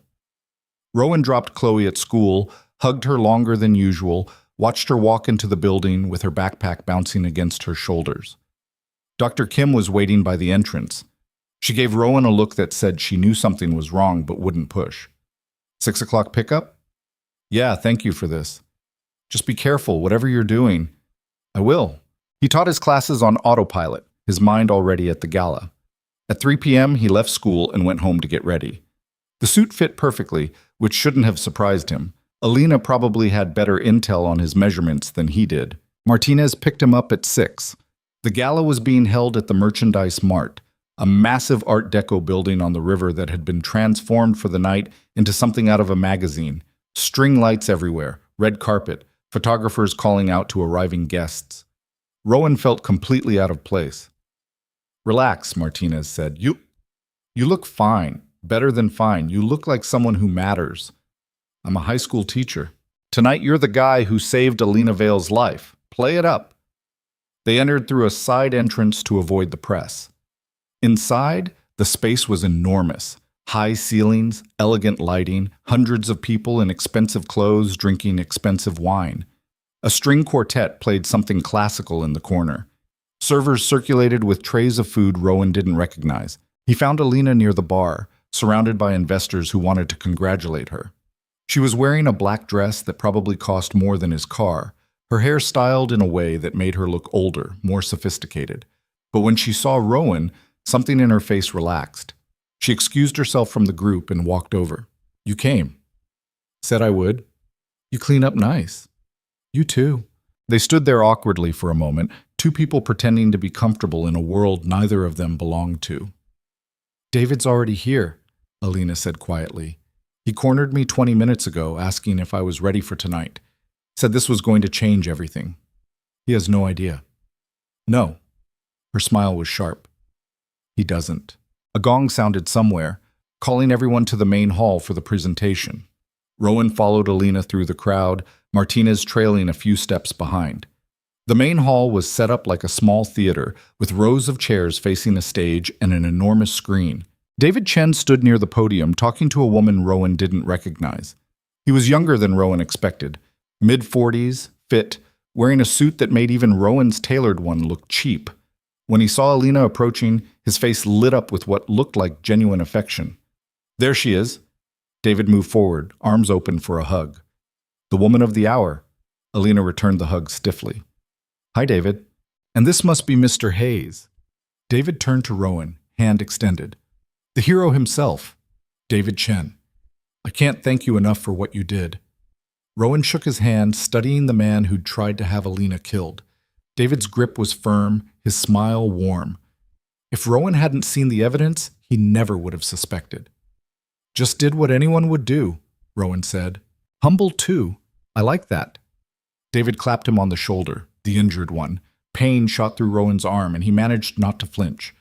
You're sitting in the VIP section, front row. Enjoy the show. He walked away to greet other guests, leaving Rowan and Alina standing together. He has no idea, Alina repeated, but she sounded less certain now. They took their seats. The lights dimmed. The presentation began with a slick video about Alina's company, the technology they developed, the future they were building. Rowan watched Alina's face in the glow from the screen. She looked tense, her hands gripping the armrests. The video ended. David walked onto the stage to thunderous applause. "Thank you all for being here tonight," he began, his voice smooth and confident. "We're gathered to celebrate not just a business transaction, but a vision of technology that serves humanity, that makes our world better, safer, more connected." He clicked to advance his presentation. The screen went black for a moment. Then Alina's video started playing. The first image was a bank statement. The audience went quiet, confused. David turned to look at the screen, his expression shifting from confusion to horror as the wire transfer receipts appeared. "What is this?" he said into his microphone. "This isn't—" Someone stopped the presentation. But nobody stopped it. The video continued, showing Victor's arrest photo, the $20,000 deposit, the email chain with KM. The audience erupted. Investors were standing, shouting questions. Someone yelled for security. Reporters in the back were already filming, their phones held high. David's face had gone white. He fumbled with the laptop controls, trying to stop the video, but Alina had locked him out. The evidence kept playing, damning and irrefutable. On screen, the final message appeared in white text against black. "David Chen has been stealing from this company for 8 years. He paid Viktor Petrov to attack me. He tried to take everything I built. This ends now." The screen went dark. For a moment, absolute silence. Then chaos. Investors rushed the stage. Security guards moved to intercept them. David was backing away, hands raised, trying to explain to people who weren't listening anymore. Alina stood up from her seat, her face completely calm. Rowan grabbed her arm. "We need to go, now." "Not yet." "Alina, I said not yet." She pulled free and started walking toward the stage.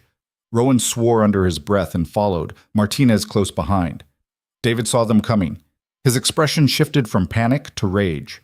"You," he spat at Alina. "You ungrateful. I gave you everything. Everything you have, you owe to me." "You stole from me," Alina said, her voice steady.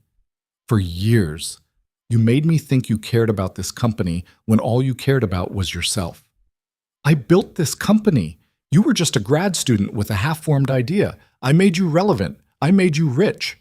David's composure was cracking. "And this is how you repay me? By destroying everything in front of everyone? You tried to have me killed." "I tried to make you understand," David's voice rose. "The acquisition was going to ruin everything. Those investors, they don't care about the technology. They were going to gut the company, sell it for parts. I was protecting you." "By paying someone to put a gun to my head? By giving you a reason to walk away before it was too late," David was shouting now, attracting even more attention. "Victor was just supposed to scare you, make you reconsider, but you wouldn't listen. You never listen." 2 police officers were moving through the crowd toward the stage. Detective Morrison was with them, his expression grim. David saw them coming. Something in his face changed, calculation replacing rage. "You don't understand what you've done," he said to Alina. "KM isn't going to let this go. They have resources you can't imagine, connections. You think you've won, but you've just painted a target on yourself." "Who is KM?" Alina demanded. David smiled, but it was wrong. "You'll find out, soon." Then he turned and ran.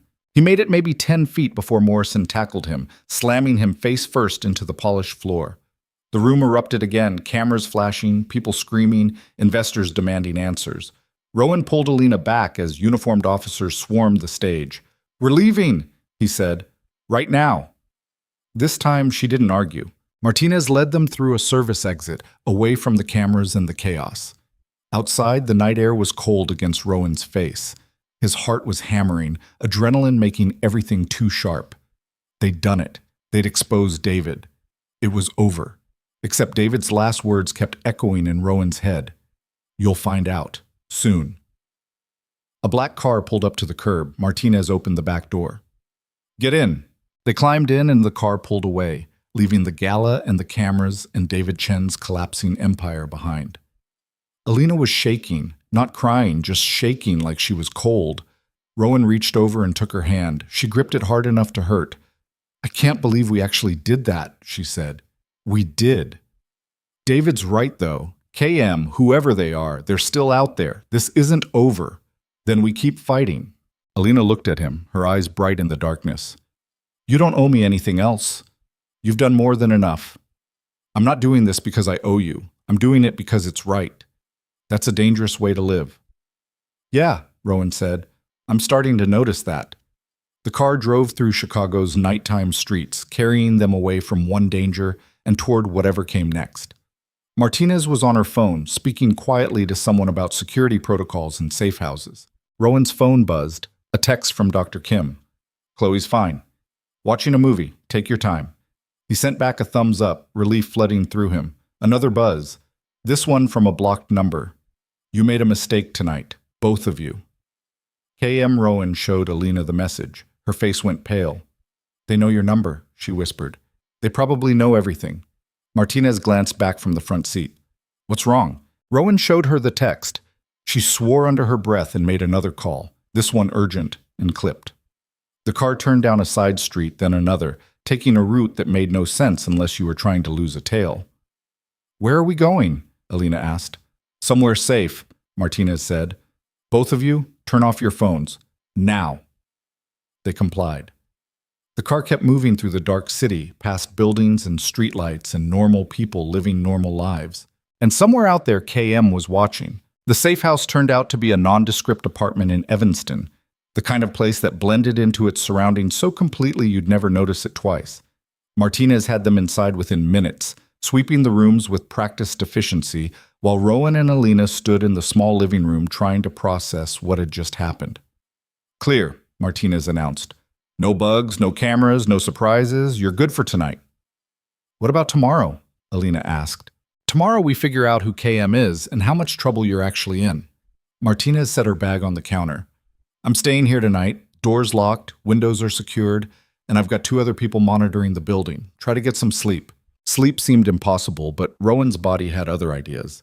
The adrenaline crash hit him hard around midnight, his injured shoulder throbbing in time with his pulse. Martinez pointed him toward a bedroom with a door that locked and blinds that actually closed all the way. He must have passed out because the next thing he knew, morning light was filtering through those blinds and someone was knocking softly. Yeah? Rowan called out, his voice rough.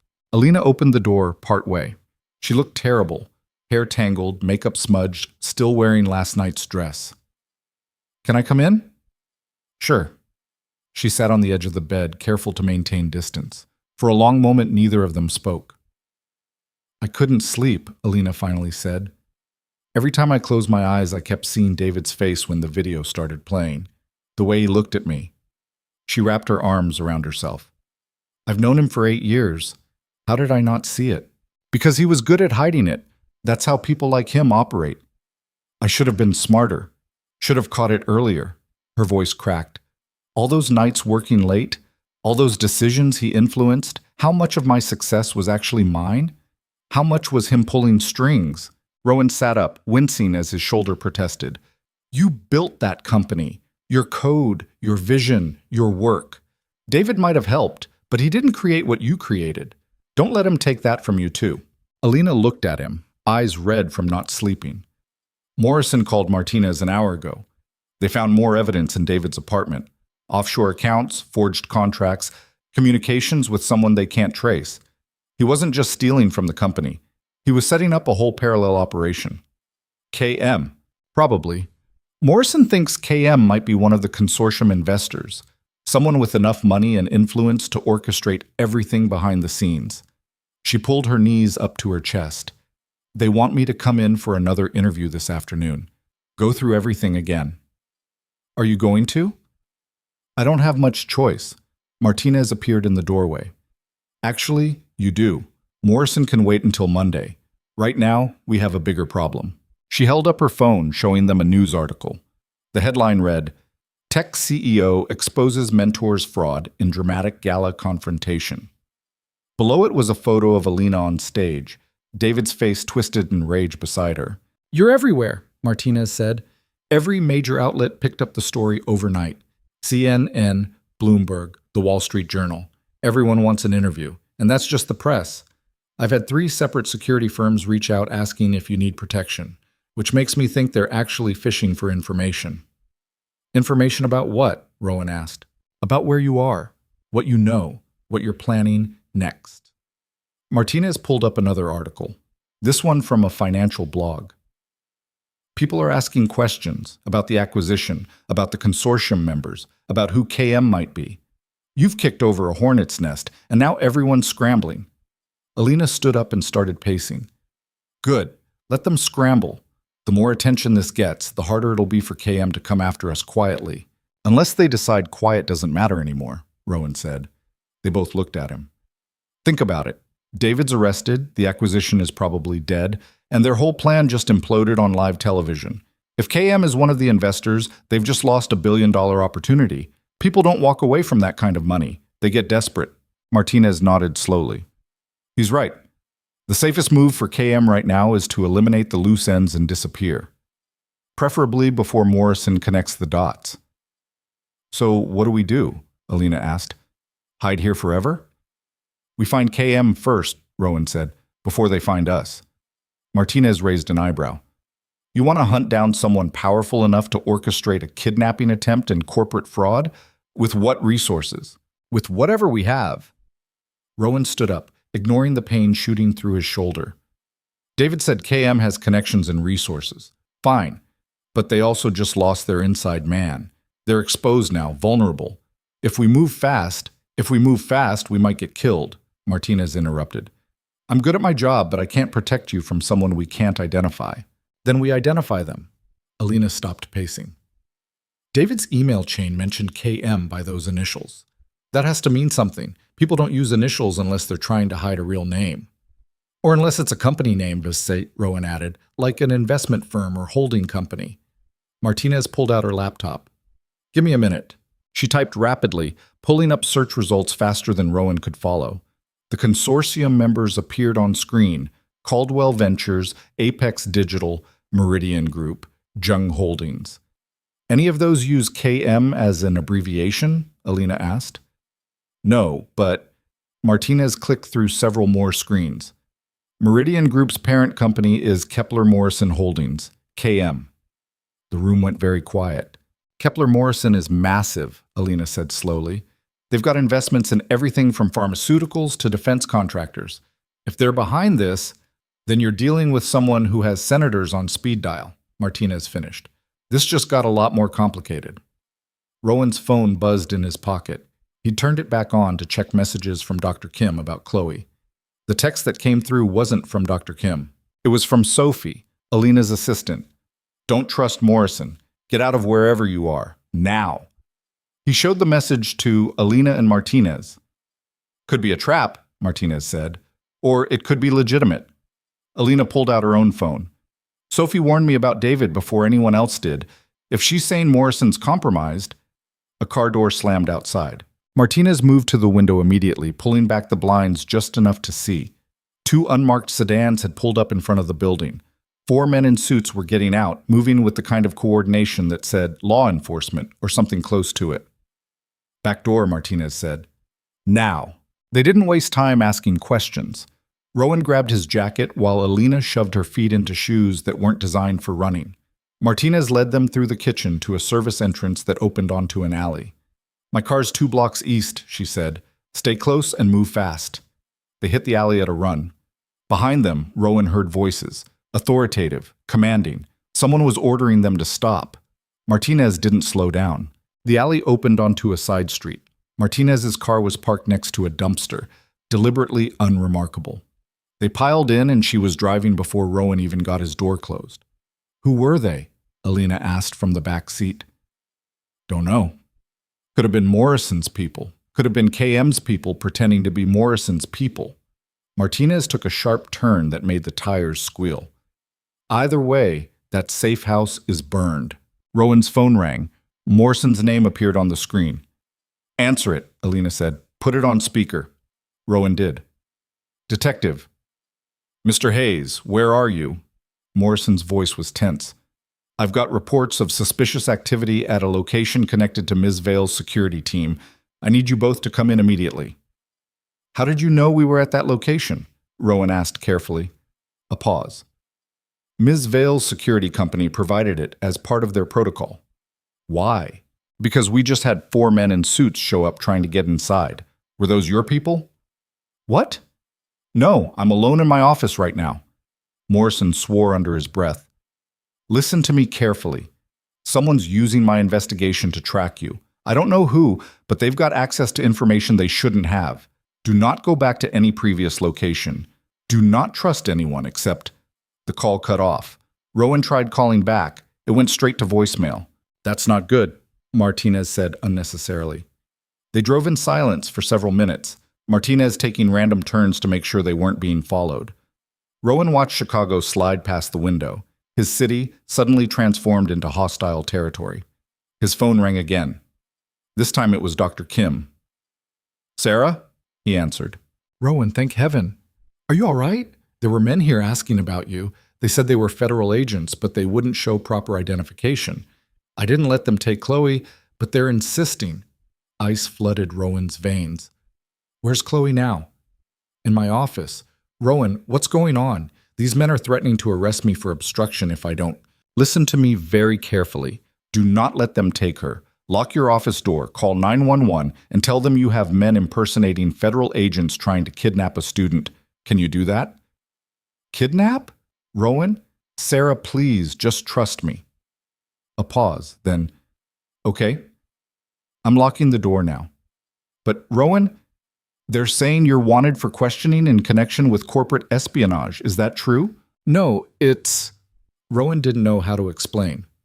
It's complicated. Just keep Chloe safe until I get there. He hung up and looked at Martinez. They're at my daughter's school. They're trying to take her. Martinez's jaw tightened. Address? Rowan gave it. Martinez immediately changed direction, pushing the speed limit in ways that would normally terrify him. Right now, he was just grateful. Alina leaned forward from the back seat.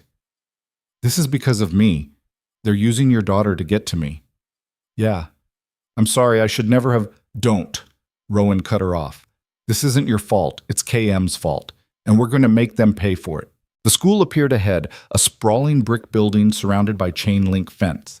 Martinez parked in a loading zone, and they ran for the entrance. A security guard tried to stop them, but Martinez flashed some kind of credential that made him step aside. Dr. Kim's office was on the second floor. They found her barricaded inside with Chloe, 3 men in dark suits arguing with her through the closed door. When they saw Rowan and Martinez approaching, they turned. Mr. Hayes, one of them said, we need you and your daughter to come with us. Questions about last night's incident at the merchandise mart. Show me your credentials, Martinez demanded. The man reached for his pocket. What came out wasn't a badge. It was a gun. Martinez was faster. She had her own weapon drawn before his cleared his jacket, the barrel aimed steady at his center mass. Hands where I can see them, all of you. The 3 men froze. Students in the hallway started screaming. A teacher pulled kids into a classroom and slammed the door. You're making a mistake, the man with the gun said. We're acting under authority. Whose authority? Martinez asked. Give me a name, an agency, something. The men exchanged glances. The spokesman's expression shifted, calculation replacing false confidence. This doesn't end well for you, he said to Martinez. Any of you. You're interfering with matters beyond your understanding. Then help me understand. Who sent you? Instead of answering, the spokesman smiled. It was the same wrong smile David had given them at the gala. You'll find out, he said. Soon. Then all 3 of them turned and walked away, moving in perfect unison down the hallway. Martinez kept her gun trained on them until they disappeared around the corner. The moment they were gone, Dr. Kim unlocked her door. Chloe burst out and ran to Rowan, signing frantically. I was so scared. They said you were in trouble. They said I had to go with them. You're safe now, Rowan signed back, pulling her close. I've got you. What's happening? Why are people with guns at my school? Rowan didn't have a good answer for that. Over Chloe's head, he met Alina's eyes. She looked devastated. Dr. Kim was on the phone with the police, describing what had just happened in a voice that shook. Martinez was already texting someone, her expression grim. We can't stay here, Martinez said. If they were willing to come after an 8-year-old in broad daylight, nowhere is safe. What are you suggesting? Rowan asked. I'm suggesting you and your daughter disappear for a while. Let me and Morrison handle KM. No. The word came out harder than Rowan intended. I'm not running. Not anymore. Then what do you want to do? Storm Kepler Morrison's headquarters and demand answers? Rowan looked at Alina. Actually, yeah, something like that. Alina's eyes widened. You're serious? Dead serious. KM just escalated this to a whole new level. They came after my daughter. That changes everything. Rowan's hands clenched into fists. We know it's Kepler Morrison Holdings.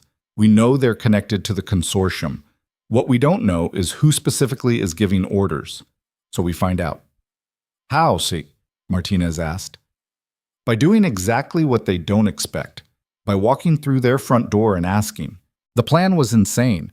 Rowan knew it was insane even as he laid it out in Dr. Kim's office while police sirens wailed in the distance. But sometimes insane was the only option that made sense. Kepler Morrison Holdings had their Chicago office in the Willis Tower, occupying floors 40 through 45. Public information listed their CEO as Kenneth Morrison, KM, a 63-year-old venture capitalist with connections stretching from Silicon Valley to Washington, D.C. Morrison, Alina said, like the detective. Could be coincidence, Martinez offered, but she didn't sound convinced. They moved to a coffee shop 3 blocks from the school, Martinez keeping watch while Rowan and Alina mapped out what came next. Chloe sat between them, unusually quiet, her hands moving only when absolutely necessary. Are we in danger? She asked Rowan. Not if I can help it. That's not an answer. I know. Alina pulled up Kepler Morrison's website on her phone. Kenneth Morrison's photo showed a distinguished man with silver hair and a smile that didn't reach his eyes. His bio listed Harvard Business School, 30 years in venture capital, board positions at a dozen major corporations. He's untouchable, Alina said. Even with David's evidence, even with everything we know, Morrison has lawyers who could tie this up in court for decades. So we don't go through courts, Rowan said. We go through the press. Martinez looked up from her phone. Explain. The gala worked because it was public. David couldn't deny the evidence when everyone was watching. Rowan leaned forward. We do the same thing to Kenneth Morrison. Get him on record, get him to admit his connection to what happened, and make sure it's all documented. He'll never admit anything, Alina said. He will if he thinks he's won, if he thinks we're desperate enough to make a deal. Rowan pulled out his phone. We request a meeting. Tell him we want to negotiate, that we're willing to drop everything in exchange for protection and money. He thinks he's buying our silence, but really we're recording every word. That's entrapment, Martinez pointed out. Only if we're law enforcement, which we're not. Rowan looked at Alina. You're the CEO of a company that just had its acquisition destroyed. You have every right to meet with one of the consortium members to discuss next steps, all perfectly legitimate. Alina was quiet for a moment, thinking it through. It could work. Morrison's arrogant enough to think he can control the narrative. If we position it right, he might actually meet with us. And if he doesn't, Martinez asked, then we're back where we started. Rowan turned to Chloe. But first, we get you somewhere actually safe. Somewhere KM can't reach. He called the only person he could think of, his old army buddy Marcus, who lived 2 hours downstate in Springfield. Marcus answered on the first ring, listened to Rowan's abbreviated explanation, and agreed without hesitation. Bring her down, Marcus said. She'll be safe here. Telling Chloe she had to leave was harder than any firefight Rowan had been in. She cried and argued and signed that she wanted to stay with him, that she could help, that she wasn't afraid. I know you're not afraid, Rowan signed, but I am. I'm terrified of something happening to you, so please, just for a few days, go with Marcus. Let me fix this. What if you don't come back? The question gutted him. I'll come back. I promise. You keep making promises you might not be able to keep. I know, but I'm going to keep this one. Martinez drove them to Springfield that afternoon, a 3-hour trip that felt like 10. Chloe sat in the back with Rowan, her small hand gripping his the entire way. She didn't sign, didn't look at him, just held on like she was afraid he'd disappear if she let go. Marcus met them at his house, a modest split level in a quiet neighborhood where the biggest excitement was probably the annual block party. He'd served with Rowan in Afghanistan, had pulled him out of a burning Humvee when an IED nearly killed them both. If there was anyone Rowan trusted with his daughter's life, it was Marcus. Hey, kiddo, Marcus signed to Chloe when they arrived. His ASL was rusty but functional. Your dad and I are going to make sure you're safe, okay? Chloe nodded but didn't sign back. Rowan walked her inside, helped her settle into the guest room, tried not to think about all the ways this could go wrong. When it was time to leave, Chloe threw her arms around him and held on tight. "Come back," she signed against his chest. "Please come back. I will. I love you. I love you too." Walking away from that house was one of the hardest things Rowan had ever done. He looked back once and saw Chloe in the window, Marcus's hand on her shoulder, her face streaked with tears. Then Martinez was driving again, heading back toward Chicago and whatever waited for them there. In the car, Alina handed Rowan her phone. "I sent the meeting request while you were inside. Told Kenneth Morrison we wanted to discuss mutually beneficial arrangements regarding the failed acquisition. He responded 10 minutes ago." Rowan read the message. "Miss Vale, I'm pleased you're approaching this situation reasonably. I can meet tomorrow, 2 p.m., my office. Come alone and we can resolve this unfortunate matter. KM." "Come alone," Rowan repeated. "He's already trying to control the situation." "Which means he's worried," Alina said. "Good." Martinez glanced at them in the rearview mirror. "You know this is probably a trap, right? He gets you alone in his office, you disappear, and suddenly all the evidence mysteriously goes away." "That's why we won't actually be alone," Rowan said. "Martinez, your former law enforcement?" 10 years NYPD before I went private. "You know how to wire someone for sound?" Martinez smiled slowly. "Yeah, I know how." They spent that night in a hotel near O'Hare, paid for in cash under a fake name Martinez had apparently used before. Rowan tried to sleep but couldn't stop thinking about Chloe in Springfield, about Kenneth Morrison in his tower office, about all the ways tomorrow could go catastrophically wrong. Around midnight, Alina knocked on his door. "Can't sleep either?" she asked when he opened it. "Not really." She came in and sat on the edge of his bed, the same careful distance she'd maintained at the safe house. They sat in silence for a while, listening to planes take off in the distance. "I keep thinking about what David said," Alina finally spoke. "About how I owe everything to him. How he built me up from nothing." She looked at her hands. "What if he was right? What if I'm not actually good enough to have done this on my own?" "You know that's not true." "Do I? I mean, really, how much of my success was mine and how much was David manipulating things behind the scenes?" Her voice cracked. "I can't trust my own judgment anymore. I didn't see David's betrayal coming. What else am I not seeing?" Rowan thought about that. About the army. About coming home to find his wife dead and his daughter deaf from complications that shouldn't have killed a healthy 30-year-old. About all the times he'd questioned every decision, wondering if he could have done something different. "You want to know what I think?" he said. "I think David was good at his job. He was good at making you doubt yourself, at taking credit for your work, at positioning himself as essential. That's what abusers do. They make you believe you can't survive without them." Rowan met her eyes. "But you fired him. You exposed him. You're still here, still fighting. That's all you, not David." Alina's eyes were bright with unshed tears. "What if tomorrow doesn't work? What if Morrison just has us killed? Then we make sure we take him down with us." She laughed, but it was shaky. "That's not very reassuring." "Wasn't meant to be. I'm terrified too." Rowan leaned back against the headboard. "But I've learned something about being terrified. It means you're doing something that matters. The stuff that doesn't scare you usually doesn't matter much." "Is that an army thing?" "No. That's a watching your daughter grow up without her mother thing. Every important decision is terrifying. You just have to decide if it's worth being scared." Alina wiped her eyes. "For what it's worth, I'm glad you threw that coffee. I'm glad you got involved, even though it's made your life hell. You're a good person, Rowan Hayes." "I'm really not. I'm just a guy trying not to screw up too badly." "That's what good people say." She left after a few more minutes, heading back to her own room. Rowan lay in the dark, his shoulder aching, his mind racing through tomorrow's plan over and over. At some point he must have slept because the next thing he knew, Martinez was shaking him awake and sunlight was streaming through the window. 2 hours until the meeting, she said. Time to get ready. They met in Martinez's room where she had equipment spread across the bed.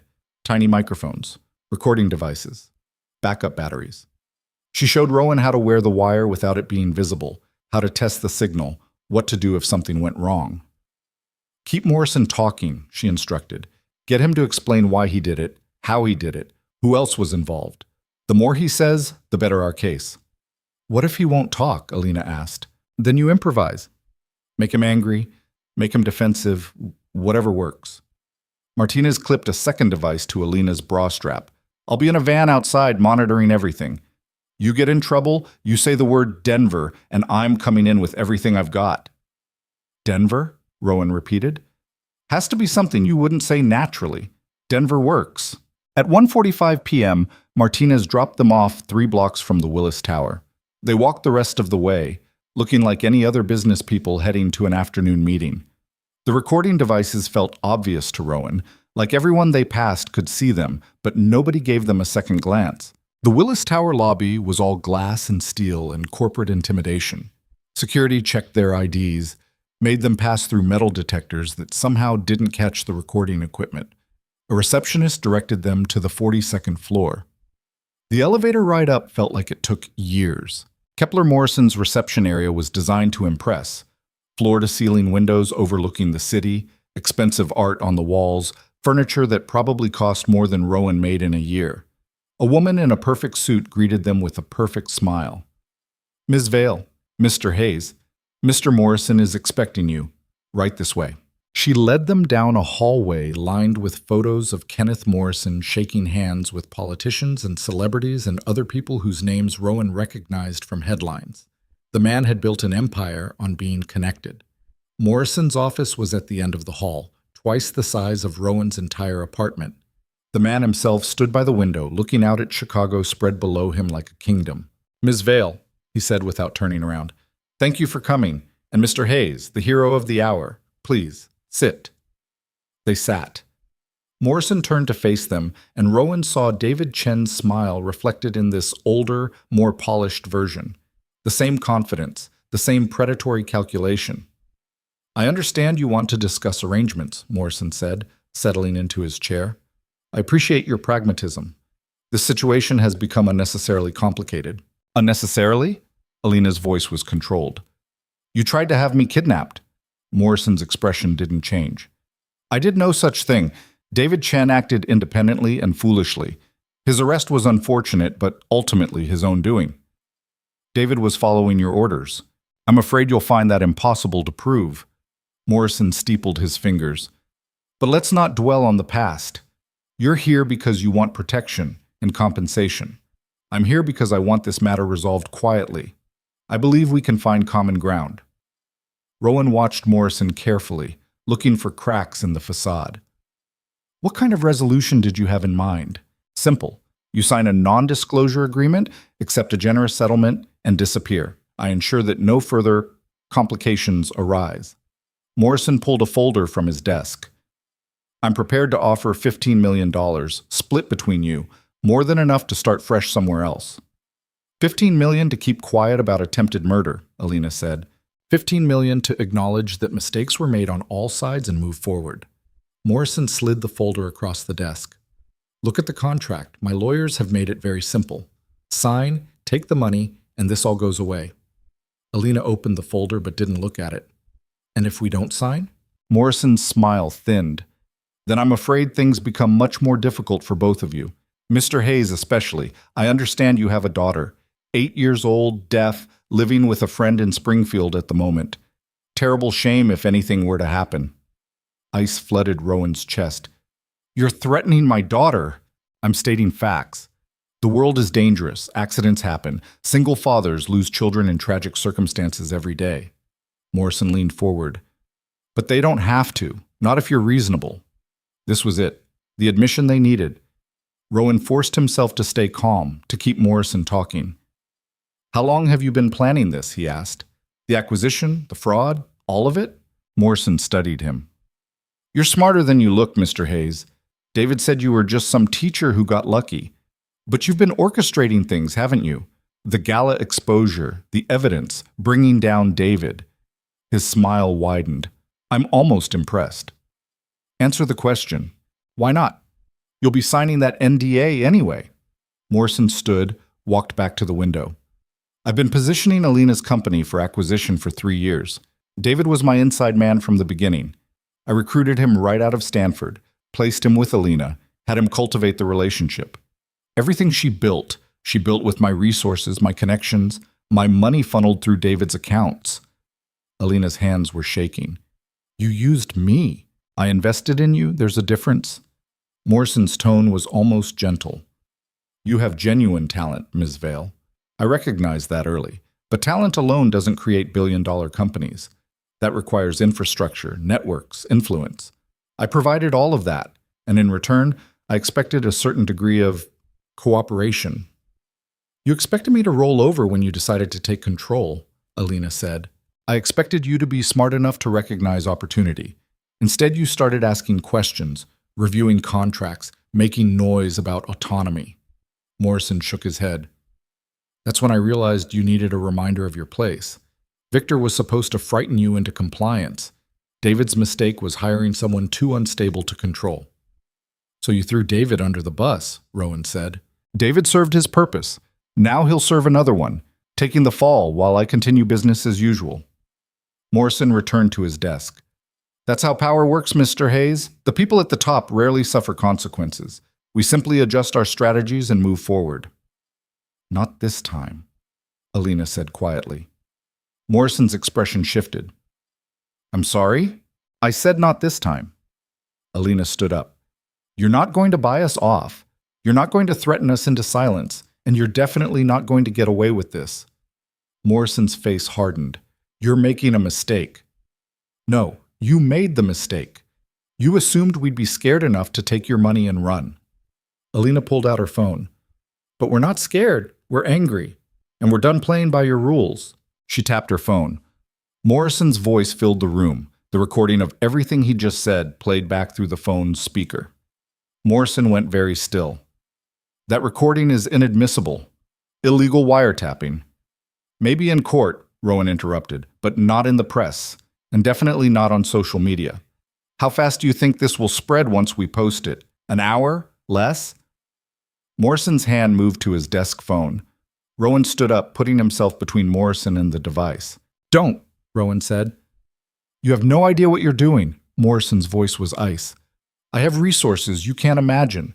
Lawyers, politicians, people who owe me favors going back decades.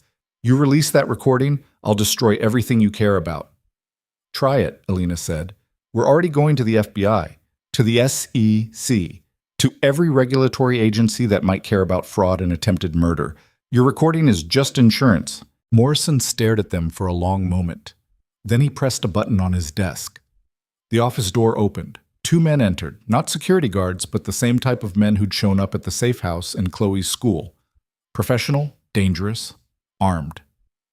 Escort them to the service elevator, Morrison said calmly. Make sure they understand the consequences of their choices. One of the men reached for Alina's arm. Rowan moved without thinking, stepping between them. Don't touch her. The man smiled. Or what, teacher? Everything happened very fast after that. The man swung at Rowan. Rowan ducked, his army training kicking in despite 6 years of rust, and drove his elbow into the man's solar plexus. The man doubled over, and Rowan grabbed a heavy paperweight from Morrison's desk, swung it at the second man's head. Glass shattered. Alina was screaming something. Morrison was yelling into his phone. The first man recovered and tackled Rowan to the ground. Pain exploded through his injured shoulder as they hit the floor. The man's hands closed around Rowan's throat. Then there was a loud crack, and the pressure vanished. Rowan looked up to see Martinez standing in the doorway, her gun drawn, one of Morrison's men unconscious at her feet. I believe the word was Denver, she said, though you seem to be handling things. The second man reached for his own weapon. Martinez shot him in the leg before he could draw. He went down screaming. Morrison had gone pale. You can't, this is... Shut up, Martinez said pleasantly. Hands on the desk where I can see them. Police sirens were building outside. Martinez must have called them the moment things went wrong. Morrison's hands shook as he placed them on the desk. All his confidence, all his power, gone in the face of actual consequences. It's over, Alina said to him. Everything you built, everything you thought you controlled. It's done. Morrison didn't respond. He just stared at his hands like he couldn't quite believe they were his. Detective Morrison, no relation to Kenneth, as it turned out, arrived 15 minutes later with a small army of officers. The real Morrison listened to the recording, reviewed Martinez's evidence, and placed Kenneth Morrison under arrest for conspiracy to commit murder, fraud, and about a dozen other charges Rowan couldn't track. They spent the next 6 hours at the police station, giving statements, answering questions, watching federal agents get involved as the scope of Kenneth Morrison's crimes expanded beyond Chicago. Somewhere around midnight, Morrison finally spoke to Rowan and Alina. "You did good work, both of you. Though I have to say, storming a corporate office wasn't the smartest move." "Worked, though," Rowan said. "Yeah, it did." Morrison's smile was tired. Kenneth Morrison's lawyers are already screaming about illegal recordings and entrapment, but the FBI doesn't care. They've been watching Kepler Morrison Holdings for years. You just gave them the evidence they needed to move. "What happens now?" Alina asked. "Now? Now you go home. Try to sleep. Let us handle the rest." Morrison paused. "Though I should mention, the press is going to be brutal. You're going to be famous whether you want to be or not. Might want to prepare for that." They left the station around 1 a.m. Martinez drove them back to the hotel, exhaustion settling over all of them like a blanket. "I need to get Chloe," Rowan said. "First thing tomorrow. I need to see her." "I'll drive you," Martinez offered. Alina touched his arm. "Thank you for everything. You didn't have to help me, and you did anyway." "You would have done the same." "Maybe. But you actually did it." She smiled, genuine this time, reaching her eyes. "What are you going to do now, after all this?" Rowan thought about his apartment, his teaching job, the quiet life he'd been trying to build. It all seemed very far away. "I don't know," he admitted. "What about you?" "I think—" Alina looked out at Chicago's nighttime skyline. "I think I'm done with tech, done with billion-dollar deals and corporate games. I want to do something that actually matters." "Like what?" "I don't know yet, but I'll figure it out." She looked at him. "Maybe we both will." They said goodnight in the hotel hallway.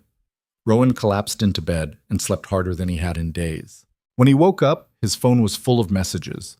News alerts about Kenneth Morrison's arrest, texts from Dr. Kim and Marcus, a voicemail from someone at CNN requesting an interview, and one message from Chloe, sent through Marcus's phone. "I saw you on the news. You're okay. Come get me." Rowan smiled and started packing. Marcus's house looked exactly the same as when Rowan had left it 3 days ago, but everything else had changed. He stood on the front step for a moment before knocking, trying to figure out what he'd say to Chloe, how he'd explain the past 72 hours in a way that made sense to an 8-year-old when it barely made sense to him. The door opened before he could knock. Chloe stood there in borrowed pajamas that were too big for her, her face serious and older than it had been a week ago. "You're okay," she signed. "I'm okay," Rowan confirmed.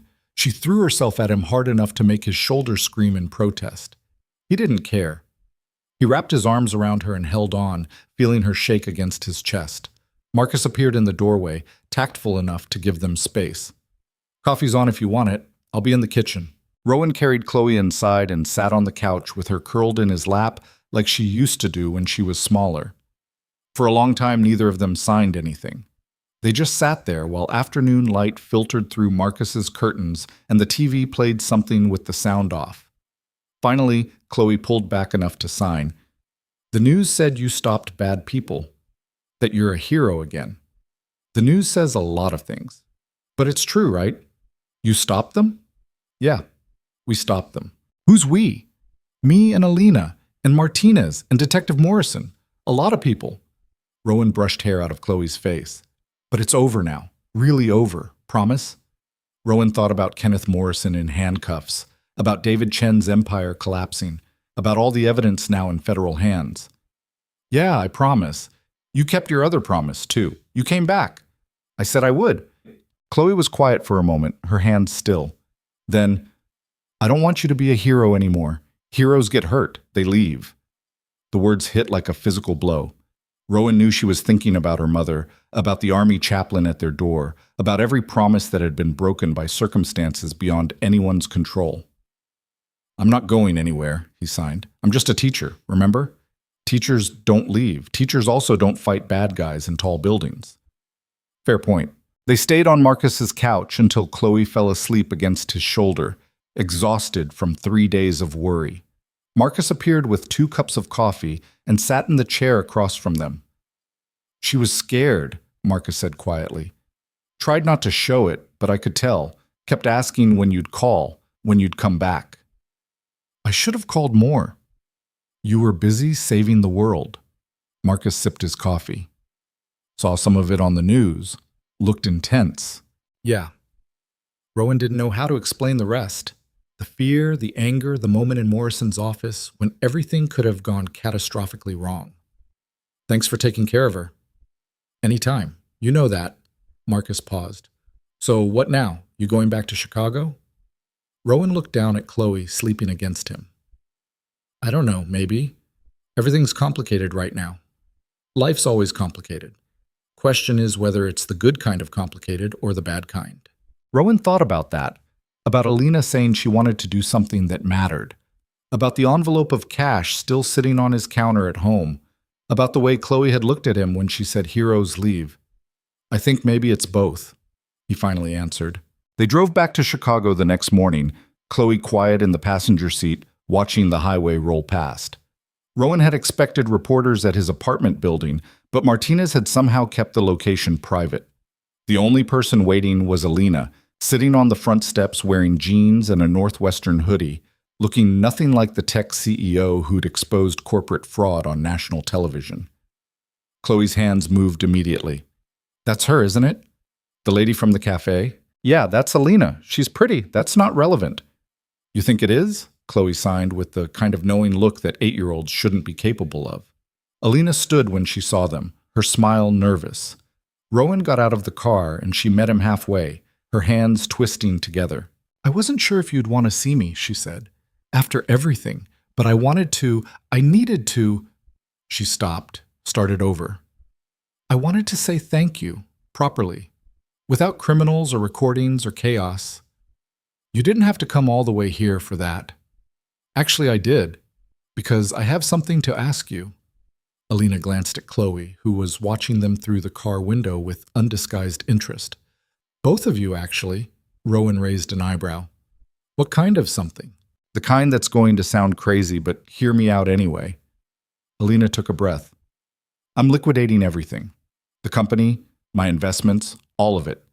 Turning it into a foundation that funds educational programs for deaf and hard of hearing kids. Technology access, teacher training, scholarship programs, everything I wish had existed when I was trying to learn sign language in college and failing miserably. Rowan stared at her. That's a lot, I know, but here's the thing. I don't know anything about education. I'm good at building technology and apparently terrible at judging people's character. What I need is someone who actually understands kids, understands teaching, understands what matters. She met his eyes. I need a partner, someone I trust, someone who won't steal from me or try to have me killed. You want me to run a foundation with you. I want you to help me build something that actually changes lives, starting with a school here in Chicago. Full immersion sign language program, cutting-edge tech, the works. Alina's voice picked up speed, enthusiasm bleeding through. I've already got architects looking at buildings, curriculum consultants on retainer, everything ready to go. I just need someone to make sure it's actually good, actually real. Rowan's mind was racing. A school, a real program for kids like Chloe. The kind of opportunity he'd dreamed about when she'd first started navigating a world that wasn't built for her. I have a teaching job, he said, but it sounded weak even to him. You have a teaching job where you're barely making rent and worrying about medical bills and wearing the same 3 shirts in rotation because you can't afford new ones. Alina's voice softened. I'm offering you a salary. A real one. Benefits. And the chance to actually make a difference for kids who need it. Behind them, Chloe had gotten out of the car. She walked up and signed to Alina with the careful formality of a child meeting someone important. My dad says you're very smart. Alina's attempt at sign language was clumsy but earnest. Your dad is very brave. I know, Chloe signed back. Are you going to make a school for kids like me? I'm going to try, if your dad helps me. Chloe turned to Rowan.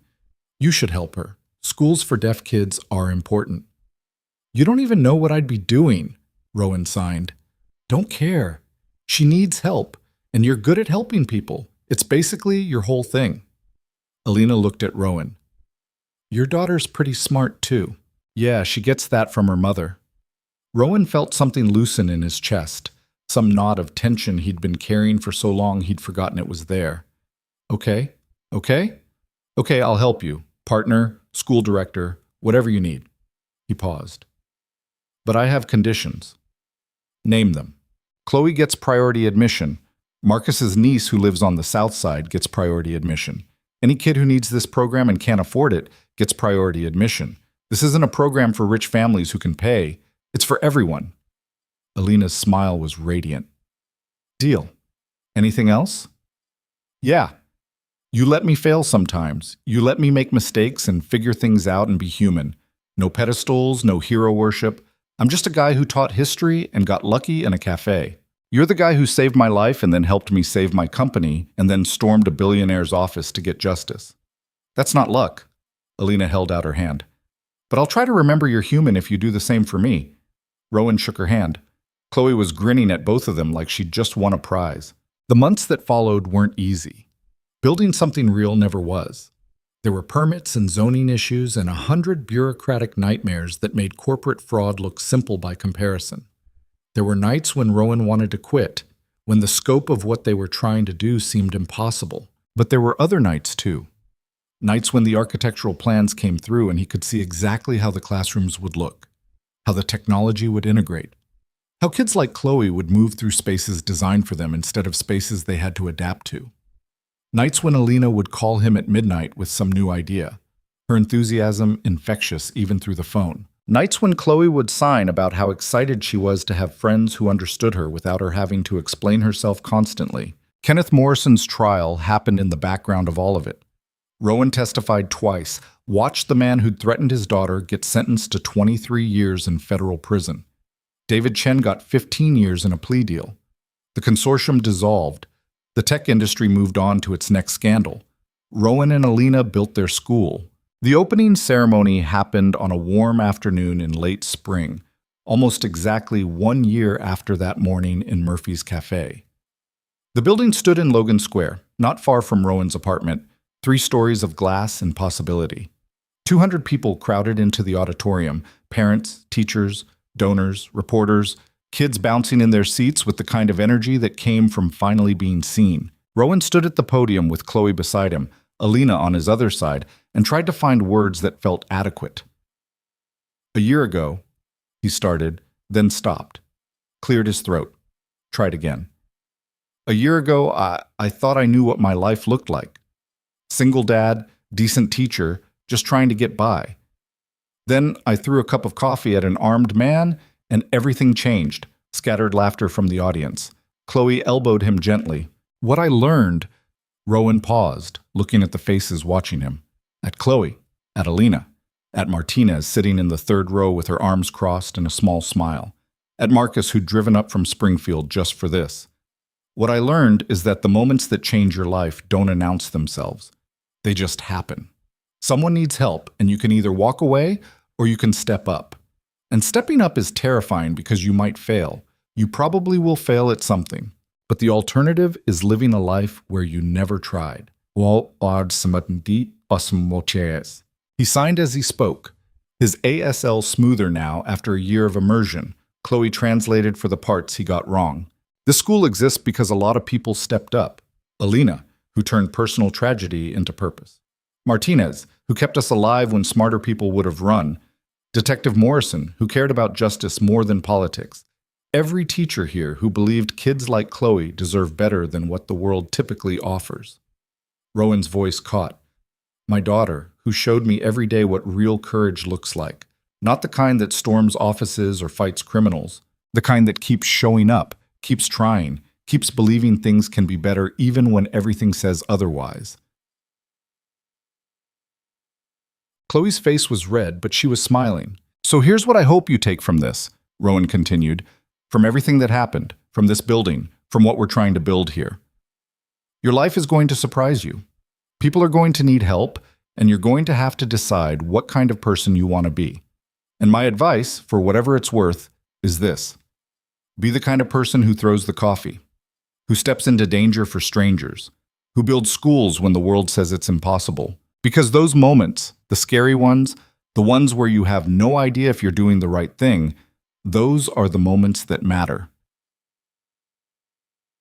Moots. The applause started before he finished, building until it filled the auditorium. Rowan stepped back and let Alina take the microphone. She talked about the curriculum, about the technology, about the future they were building together. She was better at public speaking than him, more polished. But when she finished and looked at him, her eyes were wet. Afterward, during the reception in the new cafeteria, Chloe dragged him over to meet the other students who'd enrolled for the fall semester. Kids of all ages, some deaf from birth like her, some hard of hearing, some still learning sign language, all of them excited and nervous and hopeful. "This is my dad," Chloe signed to a girl about her age. "He's the director. Also, he's kind of famous, but don't tell him that because it makes him weird." The girl giggled. Rowan tried to look dignified and failed. Later, when most of the crowd had dispersed and the sun was setting through the school's enormous windows, Rowan found Alina on the roof. She'd snuck up there at some point, standing at the edge looking out at Chicago. "You okay?" he asked. "Yeah, just..." She gestured at the city. "A year ago, I thought success meant money and acquisitions and being on magazine covers. Now I'm standing on the roof of a school I built with a guy I met because someone tried to kill me, and this feels more real than anything I did before." "Is that good or bad?" "Good. Definitely good." She looked at him. "Terrifying, but good." That seems to be the theme. They stood together in comfortable silence, watching the sun paint the buildings gold. Somewhere below them, Chloe was probably still talking to her new classmates, making friends in the easy way kids did when they finally found their people. "Can I ask you something?" Alina said. "Sure." "That morning in the cafe, when you saw me signing for help, did you hesitate even for a second?" Rowan thought about it honestly. "Yeah, for about 3 seconds I thought about grabbing Chloe and running, about not getting involved, staying safe, protecting the only thing that mattered." "What changed your mind?" "I thought about what kind of father I wanted to be, what kind of person, and I realized that keeping Chloe safe wasn't just about physical safety. It was about showing her how to live, how to be brave when being brave was hard, how to help people even when it cost you something." He smiled. "Also, I was pretty sure if I walked away, I'd regret it for the rest of my life." "You made the right choice." "We both did." Alina moved closer, close enough that their shoulders touched. "So what now? We've got the school, we've got the program. What's the next impossible thing?" Rowan laughed. "How about we start with getting through our first semester without any major disasters?" "That's not very ambitious." "I'm learning to pace myself." "Fair enough." Alina looked at him sideways. "Though for the record, if someone threatens you or Chloe again, I'm throwing the coffee next time. You're not allowed to be the hero twice." "Deal." The light was fading now, the city transitioning from day to night. Below them, Chicago moved through its rhythms, millions of people living their lives, most of them never knowing how close they'd come to a different story. How one man's choice in a cafe had rippled outward until it changed everything. Rowan's phone buzzed. A text from Chloe. "Where are you?" "Martinez says we're getting pizza to celebrate and you're buying." He showed Alina the message. She grinned. "We should go," she said, "before Chloe orders enough pizza for an army." Too late, she definitely already did that. They headed downstairs together toward the cafeteria and the people waiting and the life they'd built from the wreckage of last year's chaos. It wasn't perfect. Rowan's shoulder still hurt when it rained. Alina still had nightmares sometimes about David and Kenneth Morrison. Chloe still struggled with being different in a world that demanded conformity. But they had this. A school full of possibility. A community that saw kids for who they were instead of what they lacked. And each other, 3 people who'd met in violence and fear and somehow found something better on the other side. Maybe that was the real lesson, Rowan thought, as Chloe tackled him with a hug and Martinez rolled her eyes and Alina started signing with the other students in her still clumsy ASL. Not that heroes always win or justice always prevails, or that the right choice is always clear, but that sometimes, when you step up for strangers, when you throw the coffee instead of walking away, you find exactly the life you were supposed to be living all along. Terrifying, uncertain, absolutely worth it.